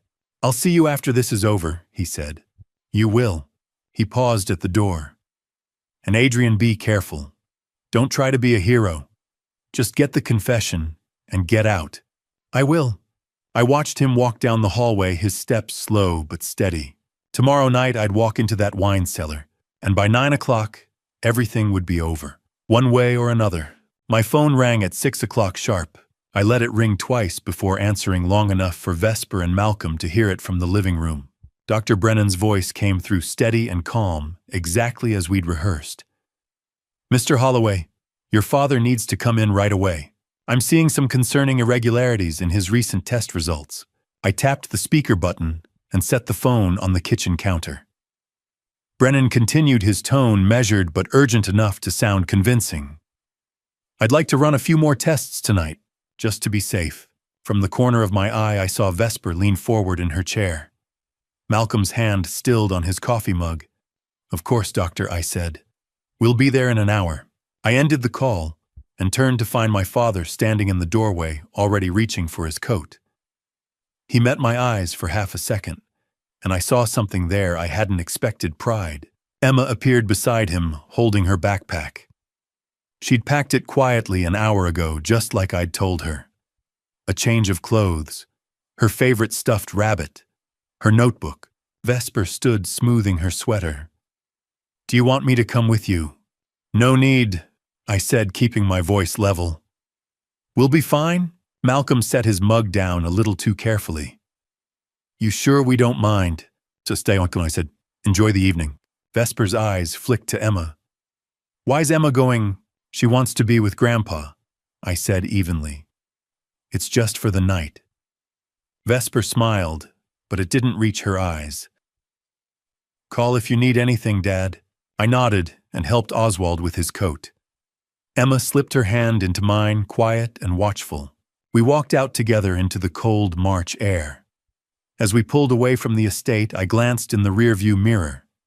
Vesper stood at the living room window watching us go. Emma's small voice came from the back seat. "Dad, are we really going to the doctor?" "We're going somewhere safe, sweetheart." Oswald exhaled slowly beside me. "They think I'm going to die tonight. They think we all might," I said quietly. Oswald turned slightly. "You have the wire." I tapped my chest lightly. The microphone was taped under my shirt, small and undetectable. Morrison's listening. Porter's with her. 2 backup officers in position. And the wine cellar. Still set. Timer's live. They haven't touched it. By 6:45, we were at Brennan's office in Denver. The building was quiet, most of the staff gone for the evening. Brennan met us at the side entrance and led us to a private room in the back. "There's security on this floor," Brennan said. "No one gets in without clearance. You'll both be safe here." Emma sat beside Oswald, still clutching her rabbit. My father looked up at me, and I saw the same expression he'd worn when he taught me how to tie a proper knot, patient, steady, unshakable. "Go finish this," he said. I crouched down beside Emma. "I need you to stay here with Grandpa, okay?" "When are you coming back?" "Soon, I promise." She wrapped her small arms around my neck. "Be careful, Daddy." "I will." I stood and looked at my father. "I love you, Dad." "I know, now go." I left before the weight of it could break me. The drive back to Millbrook felt longer than it should have. At 7:30, my phone buzzed. Vesper's name lit up the screen. I answered on speaker. "Hey, Chakuo. Hey, Dad." Her voice was light, almost cheerful. "Malcolm and I were thinking of grabbing dinner in town. You want us to bring something back for you and Grandpa?" I glanced at the surveillance app on my phone mounted on the dashboard. The living room camera showed Vesper and Malcolm still seated on the couch, exactly where I'd left them. They hadn't moved. "That's sweet of you," I said, keeping my tone casual. "But we're fine. Take your time." You sure?" "Yeah, enjoy your night." "Love you, Dad." "Love you too." I ended the call and stared at the screen. Vesper leaned back into the couch, smiling at Malcolm. He said something I couldn't hear, and she laughed. They were testing me, making sure I was really gone. By 8:15, I was 10 minutes from Millbrook. Morrison's voice crackled through the earpiece I'd just slipped in. "We're in position. Unmarked sedan, quarter-mile south of the estate. You ready?" "Yeah." "Remember the signal. If you feel threatened, say, 'Help me.' We come in immediately." "Got it. Adrian." Her voice softened slightly. "You don't have to do this. We have enough for an arrest." "I need to hear it from her," I said. "I need to know why." Morrison was quiet for a moment. "Then we'll be listening. You're not alone." I pulled off the highway and onto the narrow road leading to the estate. The trees closed in around me, their branches black against the twilight sky. My headlights caught the edge of the iron gate, and I slowed as the house came into view. Every light was on. I parked in the driveway and sat for a moment, my hands resting on the wheel. Through the living room window, I could see Vesper and Malcolm. She was pouring wine. He was laughing. They looked so normal. My phone buzzed. A text from Oswald. "I'm praying for you, son." I typed back quickly, "I love you, Dad." Then another text appeared. From Emma. Come back soon, Daddy. We're waiting for you. I slipped the phone into my pocket and stepped out of the car. The gravel crunched under my feet, loud in the stillness. I walked up the front steps, my hand reaching for the door handle. This was it. The moment everything changed. I pushed the door open. Vesper turned at the sound, her face lighting up with a smile that once would have warmed me. Dad, she said brightly. You're back. I stepped inside and let the door close behind me. I wasn't prey anymore. I was the hunter. Before I reveal what happened in that wine cellar, I need to hear from you. Comment below and tell me if you discovered your own child planning something unthinkable. Would you confront them or walk away? Your answer shows me you're still here with this story. A quick note: upcoming scenes contain fictionalized elements for storytelling purposes. If you'd prefer to stop here, feel free to close the video now. Vesper's voice reached me before I'd even closed the door. That how's Grandpa? I set my keys on the hall table and turned to face her. She stood in the archway to the living room, Malcolm just behind her, both wearing expressions of concern that might have fooled anyone else. He's fine, I said evenly. Just routine tests. They're keeping him overnight for observation. Malcolm nodded. Better safe than sorry. Exactly. I walked past them toward the kitchen, letting the silence stretch. Then I stopped and turned back. I'm going down to the wine cellar. Need to grab a bottle for tomorrow. Vesper exchanged a quick glance with Malcolm. It lasted less than a second, but I caught it. I'll come with you, she said. Malcolm straightened. Me too. I nodded slowly. Sure. Let's all go. The stone steps down to the cellar were narrow and steep. My footsteps echoed off the walls, and behind me I could hear Vesper's breathing a little faster than it should have been. I flipped the light switch at the bottom. The wine cellar stretched out before us, rows of bottles lining the walls, the air cool and slightly damp. I walked slowly toward the west wall, letting my fingers trail along the necks of the bottles as I passed. Dad! Vesper's voice was tight.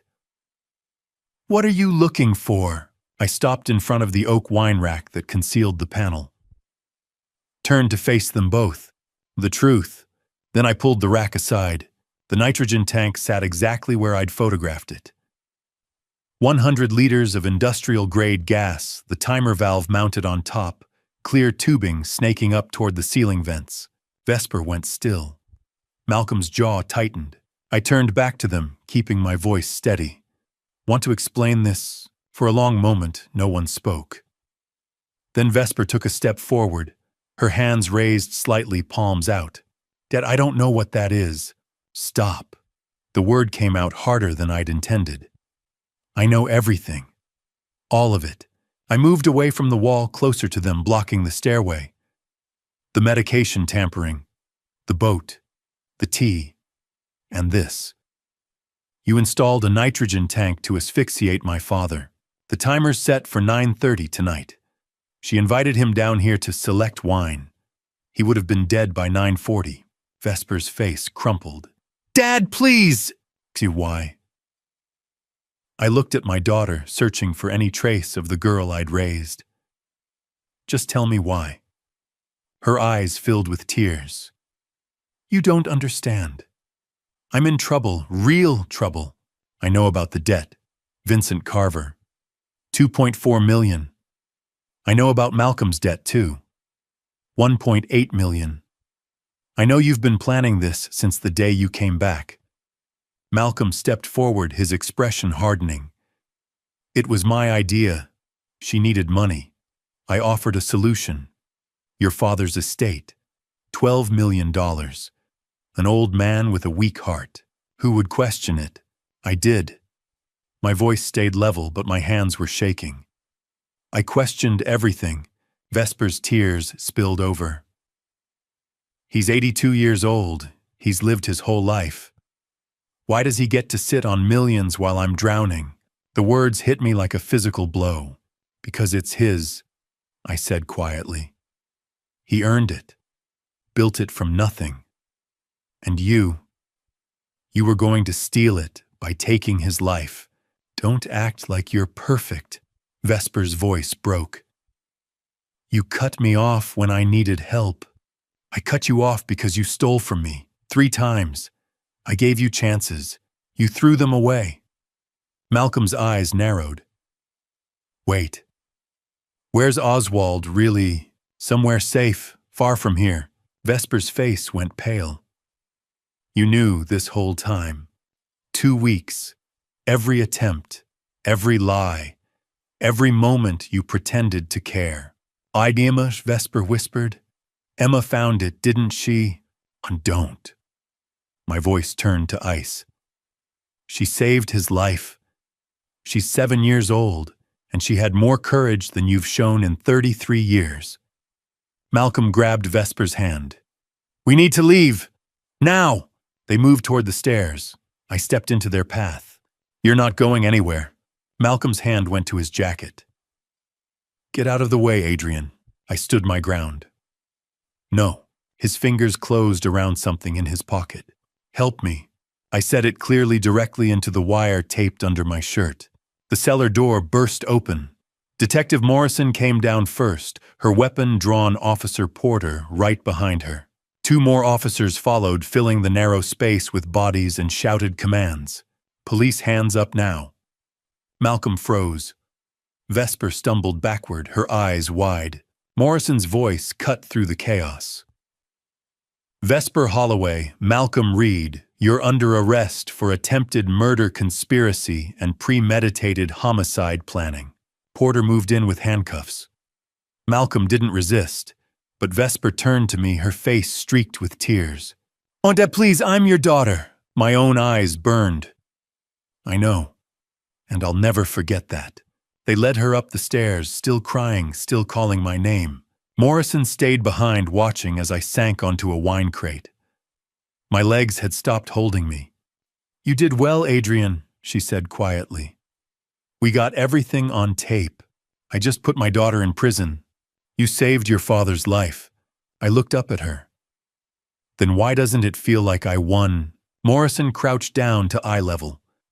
Because love doesn't stop just because someone betrays you. 3 months later, I got a letter from the Denver County Jail, postmarked June 15th. Vesper's handwriting on the envelope. I almost didn't open it, but when I did, the first line changed everything. Dad, I'm pregnant. The courtroom smelled like old wood and stale air conditioning. I sat in the second row, my father beside me in his wheelchair, his hands folded in his lap. 3 months had passed since the night in the wine cellar, but Oswald looked like he'd aged 3 years. Across the aisle, separated by 20 feet and a gulf of broken trust, Vesper sat at the defense table. Malcolm was at his own table 10 feet away, their cases severed by the prosecution. Vesper wore a navy dress, her hair pulled back, her hands clasped. She looked smaller than I remembered. She hadn't looked at me once. District Attorney Elena Hartwell stood and addressed the judge, her voice clear and firm. The People versus Vesper Holloway and Malcolm Reed. Charges include conspiracy to commit murder, 4 counts of attempted murder fraud forgery, and unlawful possession of hazardous materials. The words hung in the air like a sentence already passed. The investigation had uncovered more than I'd known. Malcolm Reed wasn't just a pharmaceutical salesman with a gambling problem. He was a pattern. In 2019, his then-girlfriend's father had died in what was ruled an accidental nitrogen leak. Malcolm had inherited $400,000 through the girlfriend, then left her 6 months later. The case had been closed as an industrial accident. No one had questioned it, until now. Forensic accountant Thomas Grayson testified about Vesper's debts. $2.4 million accumulated over 4 years through underground poker games. She'd borrowed from Vincent Carver's organization at 30% interest, and the text messages were chilling. We'll collect from your family if you don't pay. The deadline had been March 30th. 15 days after the wine cellar. Harlan Pierce took the stand and described finding the forged will on Vesper's laptop. The document had been drafted 2 weeks before the first attempt on my father's life. It left 90% of Oswald's estate to Vesper, $10.8 million, and listed Malcolm as a witness. The signature was forged. The plan had been clear. Kill Oswald, present the fake will, collect the inheritance, pay off the debts, and disappear. But they hadn't counted on me noticing the pills. Dr. Brennan sat in the witness box, his voice clinical. The medication tampering was deliberate. Pseudoephedrine combined with Mr. Holloway's existing heart condition could have caused a fatal cardiac event, and Maggie Whitmore testified next. I saw Vesper at the dock around 10 o'clock at night working on something near the boat. Detective Morrison played the audio from the wine cellar confrontation. The courtroom fell silent as Vesper's voice filled the space. He's 82 years old. He's lived his whole life, and Malcolm's response, cold and calculating. Easy money. Who would question it? I watched the jury. Several of them looked at Vesper with something close to disgust. When they called me to the stand, my legs felt unsteady. I placed my hand on the Bible and swore to tell the truth. Hartwell approached slowly. Mr. Holloway, please describe your relationship with your daughter. I looked at Vesper. She was staring at the table. I loved her, I said quietly. I still do. And yet you're here today testifying against her. Because she chose money over family, over her grandfather's life. The defense attorney, Linda Cho, stood for cross-examination. Mr. Holloway, isn't it true that you cut off financial support to Vesper 3 years ago? Yes. Why? Because she stole $50,000 from my accounts. 3 separate times. I gave her chances. She needed to face consequences. So you abandoned her when she needed help most. I felt anger flash through me. I didn't abandon her. I stopped enabling her. There's a difference. My father took the stand in his wheelchair, and the entire courtroom seemed to hold its breath. My granddaughter asked me to change my will. When I refused, she tried to end my life. He paused. I never thought I'd live to see this day. The second week belonged to the defense. Malcolm's attorney argued that Vesper had manipulated him. The prosecution tore that apart, asking why a mercy killing would require a nitrogen trap and a forged will. Malcolm had no answer. Vesper's defense centered on mental health. A psychiatrist testified about gambling addiction and impulse control disorder, arguing that Vesper needed treatment, not prison. Then Vesper took the stand. I'm sorry, I was desperate. I made terrible choices. She looked at me for the first time in 3 months. But I never wanted to hurt anyone. I just wanted the pain to stop. Hartwell rose for cross-examination, her tone ice. You put medication in your grandfather's tea. You sabotaged his boat. You installed a nitrogen trap in his wine cellar. Which part of that was not wanting to hurt anyone? Vesper's face crumpled. I don't know. I don't know. On June 28th, the jury deliberated for 6 hours. When they returned, the forewoman stood and read the verdict. Malcolm Reed guilty on all counts. 25 years eligible for parole after 20. Vesper Holloway guilty on all counts. Mitigating factors of mental health issues, no prior violent offenses, demonstrated remorse. 18 years eligible for parole after 12. Vesper collapsed into her chair, sobbing. Malcolm's face remained blank. I felt my father's hand close around mine, and I realized I was crying too. The judge's gavel came down. Justice had been served. But it didn't feel like a victory. It felt like a funeral. As they led Vesper out in handcuffs, she turned back and looked at me. Her lips moved, forming 2 words I could read even from across the room. I'm sorry. I nodded once, because I was sorry too. But forgiveness didn't erase consequences, and some choices couldn't be undone. Outside the courthouse, the summer sun was too bright. Oswald sat quietly in his wheelchair, staring at nothing. You did the right thing, son, he said finally. Then why does it hurt so much? Because you loved her, and you still do. 3 days later, I received another letter from Vesper. She was 4 months pregnant. The baby was due in December, and she was asking me to take custody when the child was born. I sat with that letter for a long time, staring at the words until they blurred. Then I called my lawyer. The envelope arrived on a Tuesday morning, 3 weeks after the sentencing. I recognized Vesper's handwriting immediately, still neat, still careful the way I'd taught her when she was 6. 3 pages handwritten in blue ink. The first line stopped me cold.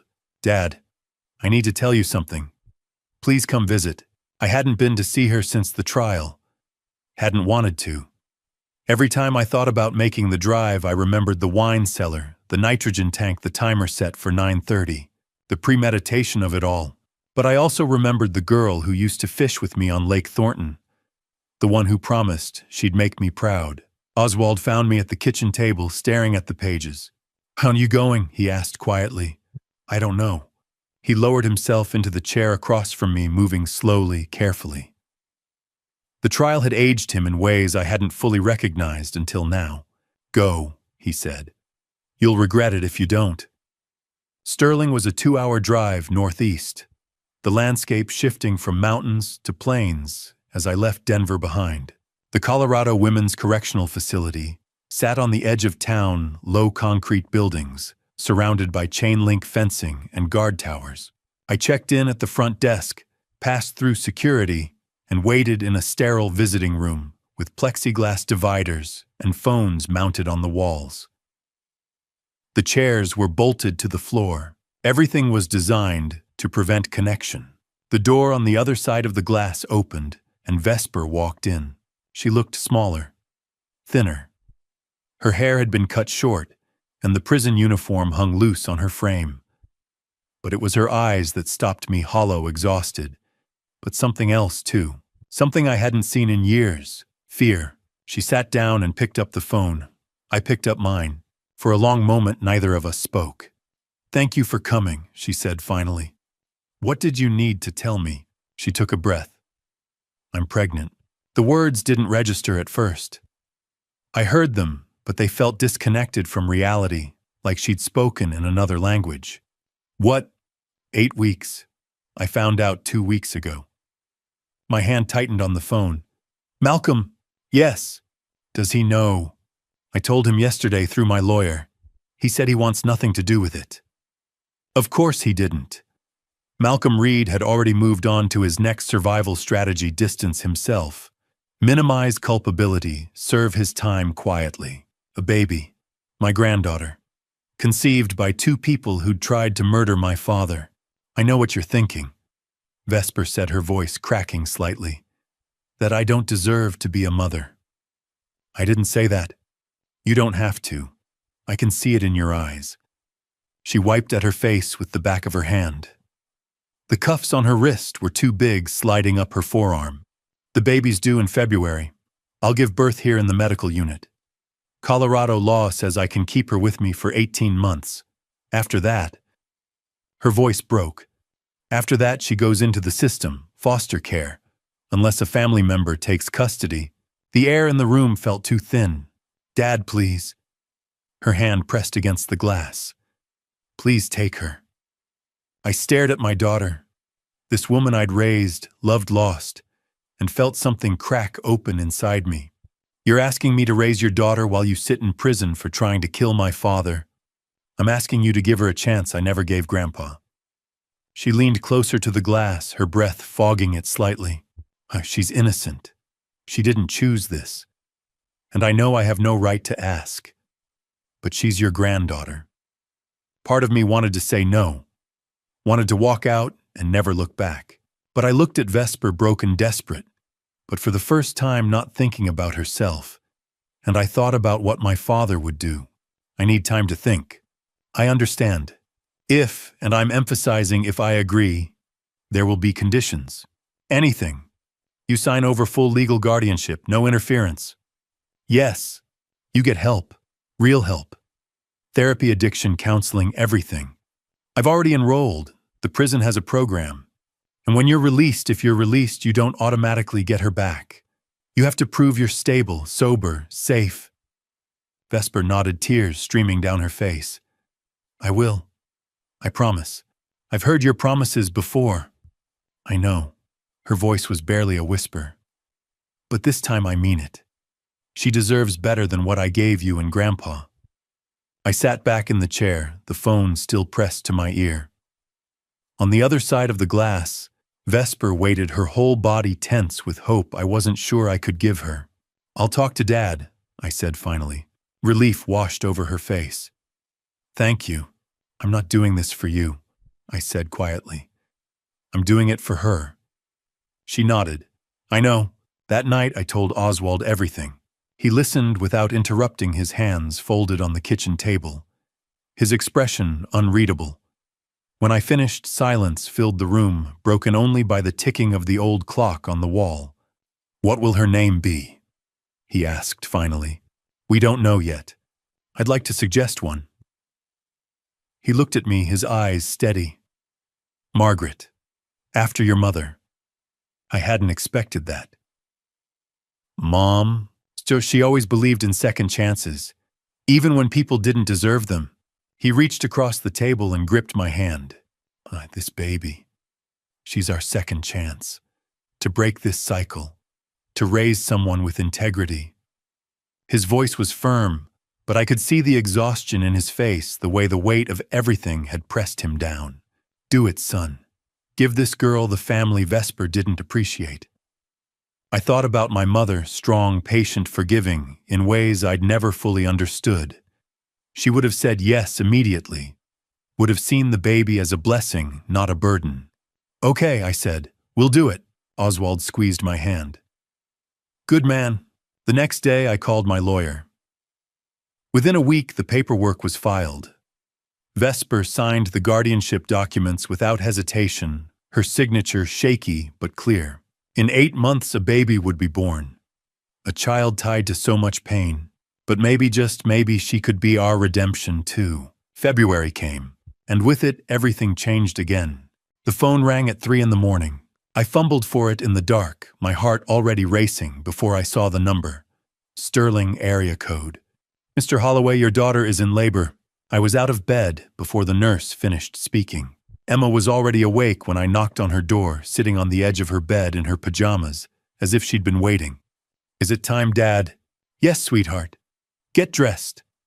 You're coming with me." Oswald was awake too, sitting on the edge of his bed in his robe. He looked frail in the dim light, but his voice was steady. "Let's go meet your great-granddaughter, Emma." We drove through the pre-dawn darkness, snow falling in soft, steady flakes. The roads were empty, the world holding its breath. Emma sat in the back seat, quiet and watchful. "Dad, is Vesper scared?" "Probably. Even after everything she did, she's still having a baby honey. That's scary no matter what." We reached Sterling just after 5:30. The Correctional Medical Unit was a low utilitarian building attached to the main prison, accessed through a separate entrance with reinforced doors and security cameras. A guard checked our IDs and led us down a narrow hallway that smelled of antiseptic. Outside one of the rooms, another officer stood watch. Inside, Vesper lay in a hospital bed, her face pale and slick with sweat. An IV line ran into her arm. When she saw me, her expression crumpled with relief. "Dad, you came. I said I would." Emma hung back near the door, uncertain. Vesper looked at her sister, and something flickered across her face. Shame, maybe, or regret. "Hi, Emma." Emma didn't respond, just gripped my hand tighter. I moved to Vesper's side and took her hand. It was cold, trembling slightly. A nurse checked the monitors. "She's at 7 centimeters. Could be a few more hours." Oswald waited outside. He was too frail to stand for long, but the guard allowed me to stay. Emma stayed too, sitting in a chair by the window, watching everything with those quiet, observant eyes. Vesper gripped my hand through each contraction, her breathing ragged, her fear palpable. "Dad, I'm so scared." Said, "I know, but you're strong. You can do this." And what if I'm a terrible mother? I looked at her, this woman who'd made so many wrong choices, and I saw the girl she'd been. The one who'd believed in second chances. "You're giving her a better life than you had. That's love." She nodded, tears streaming down her face. The hours passed slowly. Vesper's labor intensified. and the nurse coached her through each contraction with calm efficiency. Emma watched from her chair, her small hands folded in her lap, her face serious. At one point, she stood and walked to the bedside. Vesper, her voice was soft but clear. My daughter looked at her sister, surprised. You can do this, Emma said. I know you can. Vesper's eyes filled with tears. Thank you, Emma. It was the first kind thing Emma had said to her sister in months. And in that moment, I saw a flicker of the family we might have been. At 11:47, Margaret Grace Holloway came into the world. 6 pounds, 11 ounces. Healthy. Strong. Her cry filled the small room, loud and insistent, and I felt something shift inside me, something I hadn't expected. Hope. The nurse placed her on Vesper's chest, and my daughter sobbed, cradling the baby with a tenderness I hadn't seen in years. She looks like Mom, Vesper whispered. I leaned in closer, looking at the tiny wrinkled face, the shock of dark hair. She does. Emma stood up slowly, moving closer to the bed. Can I see her? Vesper looked at her sister, then nodded. Emma peered at the baby, her expression serious. She's really small. You were this small once, I said. For a moment, the walls of the prison fell away.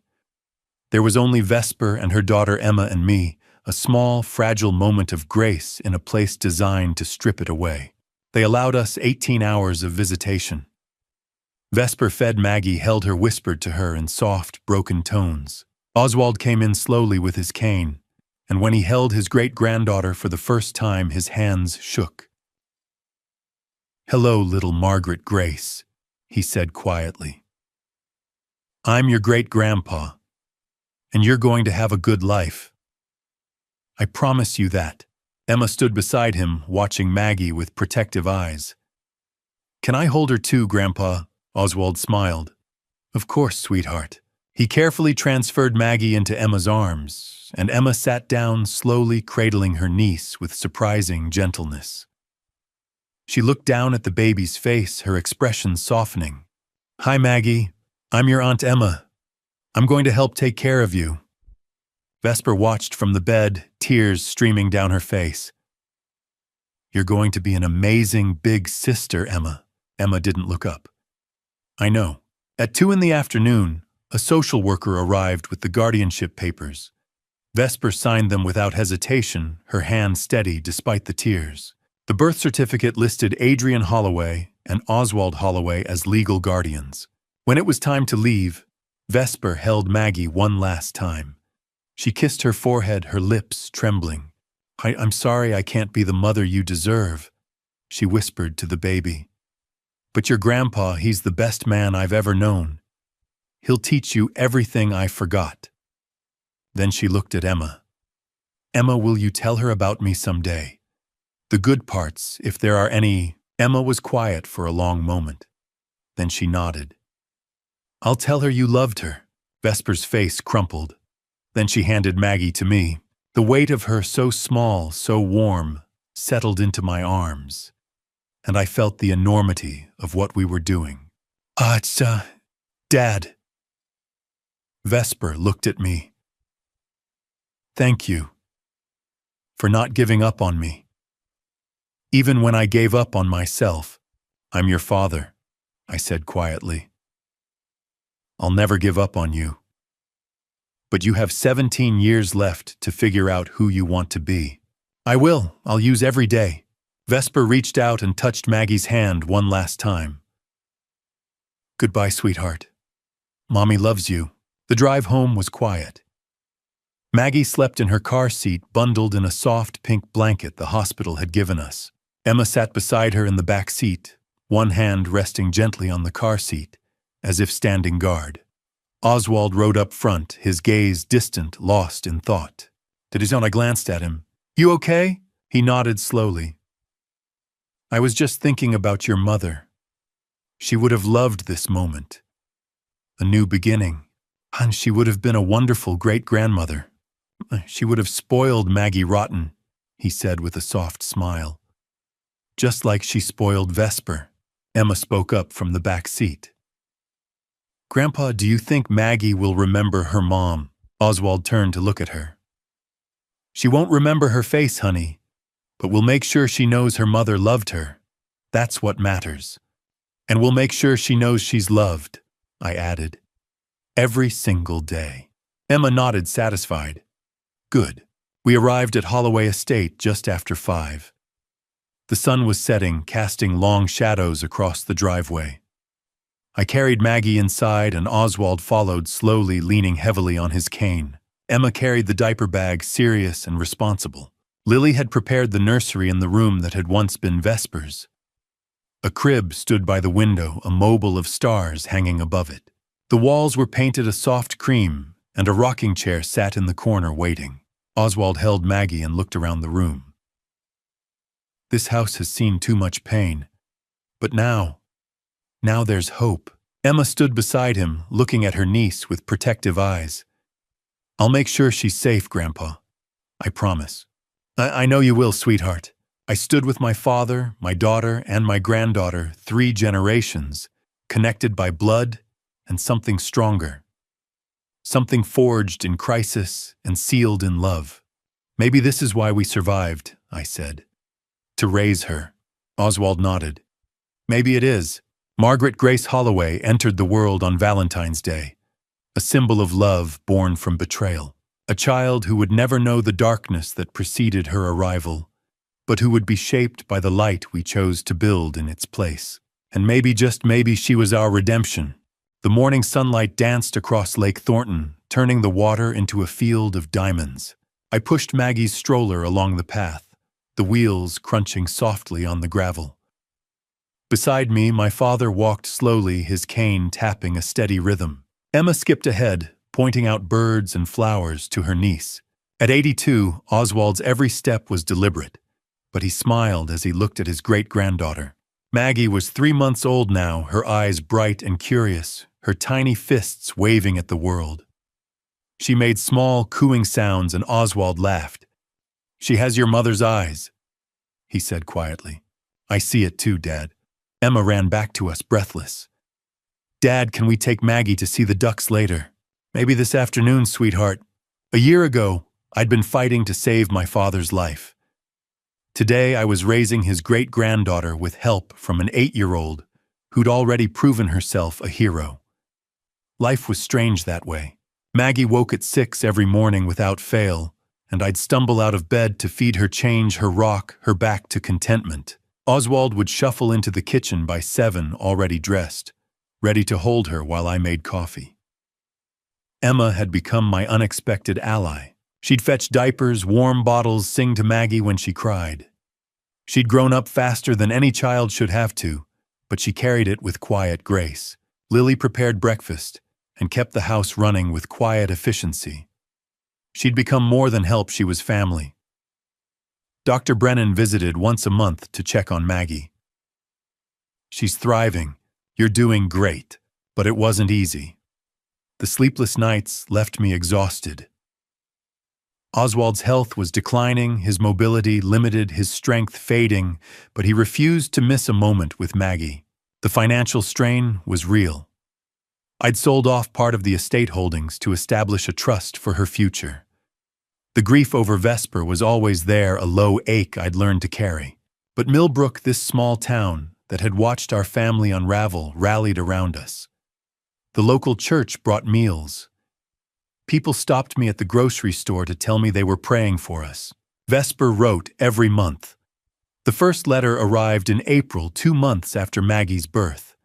She described the prison therapy program, addiction counseling, trauma recovery. She'd completed her GED. She was taking accounting classes and parenting courses. In May, another letter came. Thank you for the photos. Maggie is beautiful. I think about her every day. I've been clean, sober for 8 months. Tell Grandpa I'm sorry. Every single day I'm sorry. Tell Emma thank you. For saving him. For being brave when I wasn't. I sent photos every month. Maggie sleeping, smiling, reaching for toys. Short updates about milestones. Brief replies. I couldn't promise reconciliation, but I wouldn't close the door either. She was still my daughter. One evening in late May, I sat on the porch with Oswald while Maggie slept in my arms. Emma sat on the steps coloring. The sun was setting over Lake Thornton, painting the sky in gold and pink. "I've been thinking," Oswald said, "about forgiveness and legacy. Vesper made terrible choices, but she's trying now." "I know, Dad." Emma looked up. "What will you tell Maggie about her mother, Dad?" I thought for a moment. "The truth. All of it. The good and the bad." Oswald nodded. "Tell her that people can fall, but they can also get back up. That's the legacy I want to leave. Not perfection. Perseverance." He reached over and took my hand. "Teach Maggie what I taught you. And Emma already knows." "I will, I promise." Maggie's first birthday fell on February 14th, 2026. We held a small party at the estate. Maggie wore a little pink dress and took her first wobbly steps across the living room floor, everyone cheering as she stumbled into my arms. Emma was 9 now, patient and protective with her niece. She helped Maggie blow out the candle, steadied her steps, wiped frosting from her cheeks. Oswald sat in a chair, weaker now, but present. He watched them with pride so fierce it made my chest ache. The prison allowed Vesper a supervised video call. She appeared on the screen, thinner, older, but her eyes were clear. "Happy birthday, sweetheart," she whispered to Maggie. "Mommy loves you." Oswald passed away peacefully in his sleep on December 3rd, 2026. He was 83 years old. The night before, he'd held Maggie one last time, whispering to her about integrity and family. When I found him the next morning, he looked at peace. On a warm evening in May 2026, Emma and I took Maggie to the lake. Emma was 9, Maggie was 1. Emma held her niece's hand as they walked along the dock. "Hey, when I'm bigger, I'll teach you to row," Emma said to Maggie. "Just like Great-Grandpa taught Dad." I watched them 2 generations learning what it meant to be a Holloway. Emma turned back to me. "Dad, do you think Vesper will ever come home? Maybe someday, when she's ready. Will Maggie remember her? We'll make sure she knows her mother tried to change. That people can make mistakes and still deserve love." Maggie pointed at the lake. "Water, water," Emma laughed. "That's right, Maggie." I crouched down beside them. "One day I'll teach you both to row, just like your great-grandpa taught me. And one day you'll teach your children." That's how legacies work. I held them both close, these 2 girls who'd become my world. We didn't just survive. We became a family, a real one. Built not on money or blood, but on love, sacrifice, and second chances. And that legacy, it was worth everything. Oswald Holloway passed away peacefully on December 3rd, 2026, at age 83. Vesper Holloway is currently serving her sentence at Colorado Women's Correctional Facility, remaining sober. Eligible for parole 2037. Malcolm Reed is serving 25 years. Margaret Grace Holloway turned 1 in February 2026, thriving in Adrian's care. Emma Holloway, now 9, continues helping raise Maggie. Holloway Estate was sold in 2026 for $1.8 million, placed in trust for Maggie's future. Adrian continues raising Maggie and Emma in Millbrook, visiting Vesper twice a year. Some stories don't have happy endings, but they have hopeful ones. This is one of them. 60 years on this earth taught me many things, but nothing prepared me for the lesson family betrayal would teach me about love and survival. My advice: don't ignore the warning signs like I almost did. Don't let love blind you to patterns of manipulation. Grandpa stories like ours aren't just tales, they're lessons passed down so you can protect the people you care about. I've learned that family betrayal happens when desperation meets opportunity. Vesper wasn't born wanting to harm us, but addiction, debt, and bad influences turned her into someone I barely recognized. If you see a loved one spiraling, intervene early. Don't wait until it's too late. Through this journey, I've turned to God 3 times more than I ever did before. When I felt alone in that wine cellar, God gave me strength. When I held Maggie for the first time, I felt God's grace.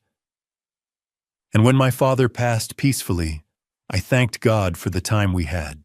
Grandpa stories teach us that integrity isn't about being perfect. It's about standing up when it matters most. My father showed me that family betrayal doesn't have to destroy you. It can refine you if you let it. My personal belief: forgiveness doesn't mean forgetting. It means choosing hope over bitterness. If this story moved you, please leave a comment below sharing your thoughts. Have you faced family betrayal? How did you heal? Subscribe to the channel and hit the notification bell so you don't miss Grandpa stories that inspire, challenge, and remind us what really matters. Share this with someone who needs to hear it. Thank you for walking this difficult journey with me to the very end. Your presence here gives these words meaning. Please note, future stories may include fictionalized scenarios designed for educational reflection. If you'd prefer different content, we encourage you to explore other options available on the platform. May peace find you wherever you are.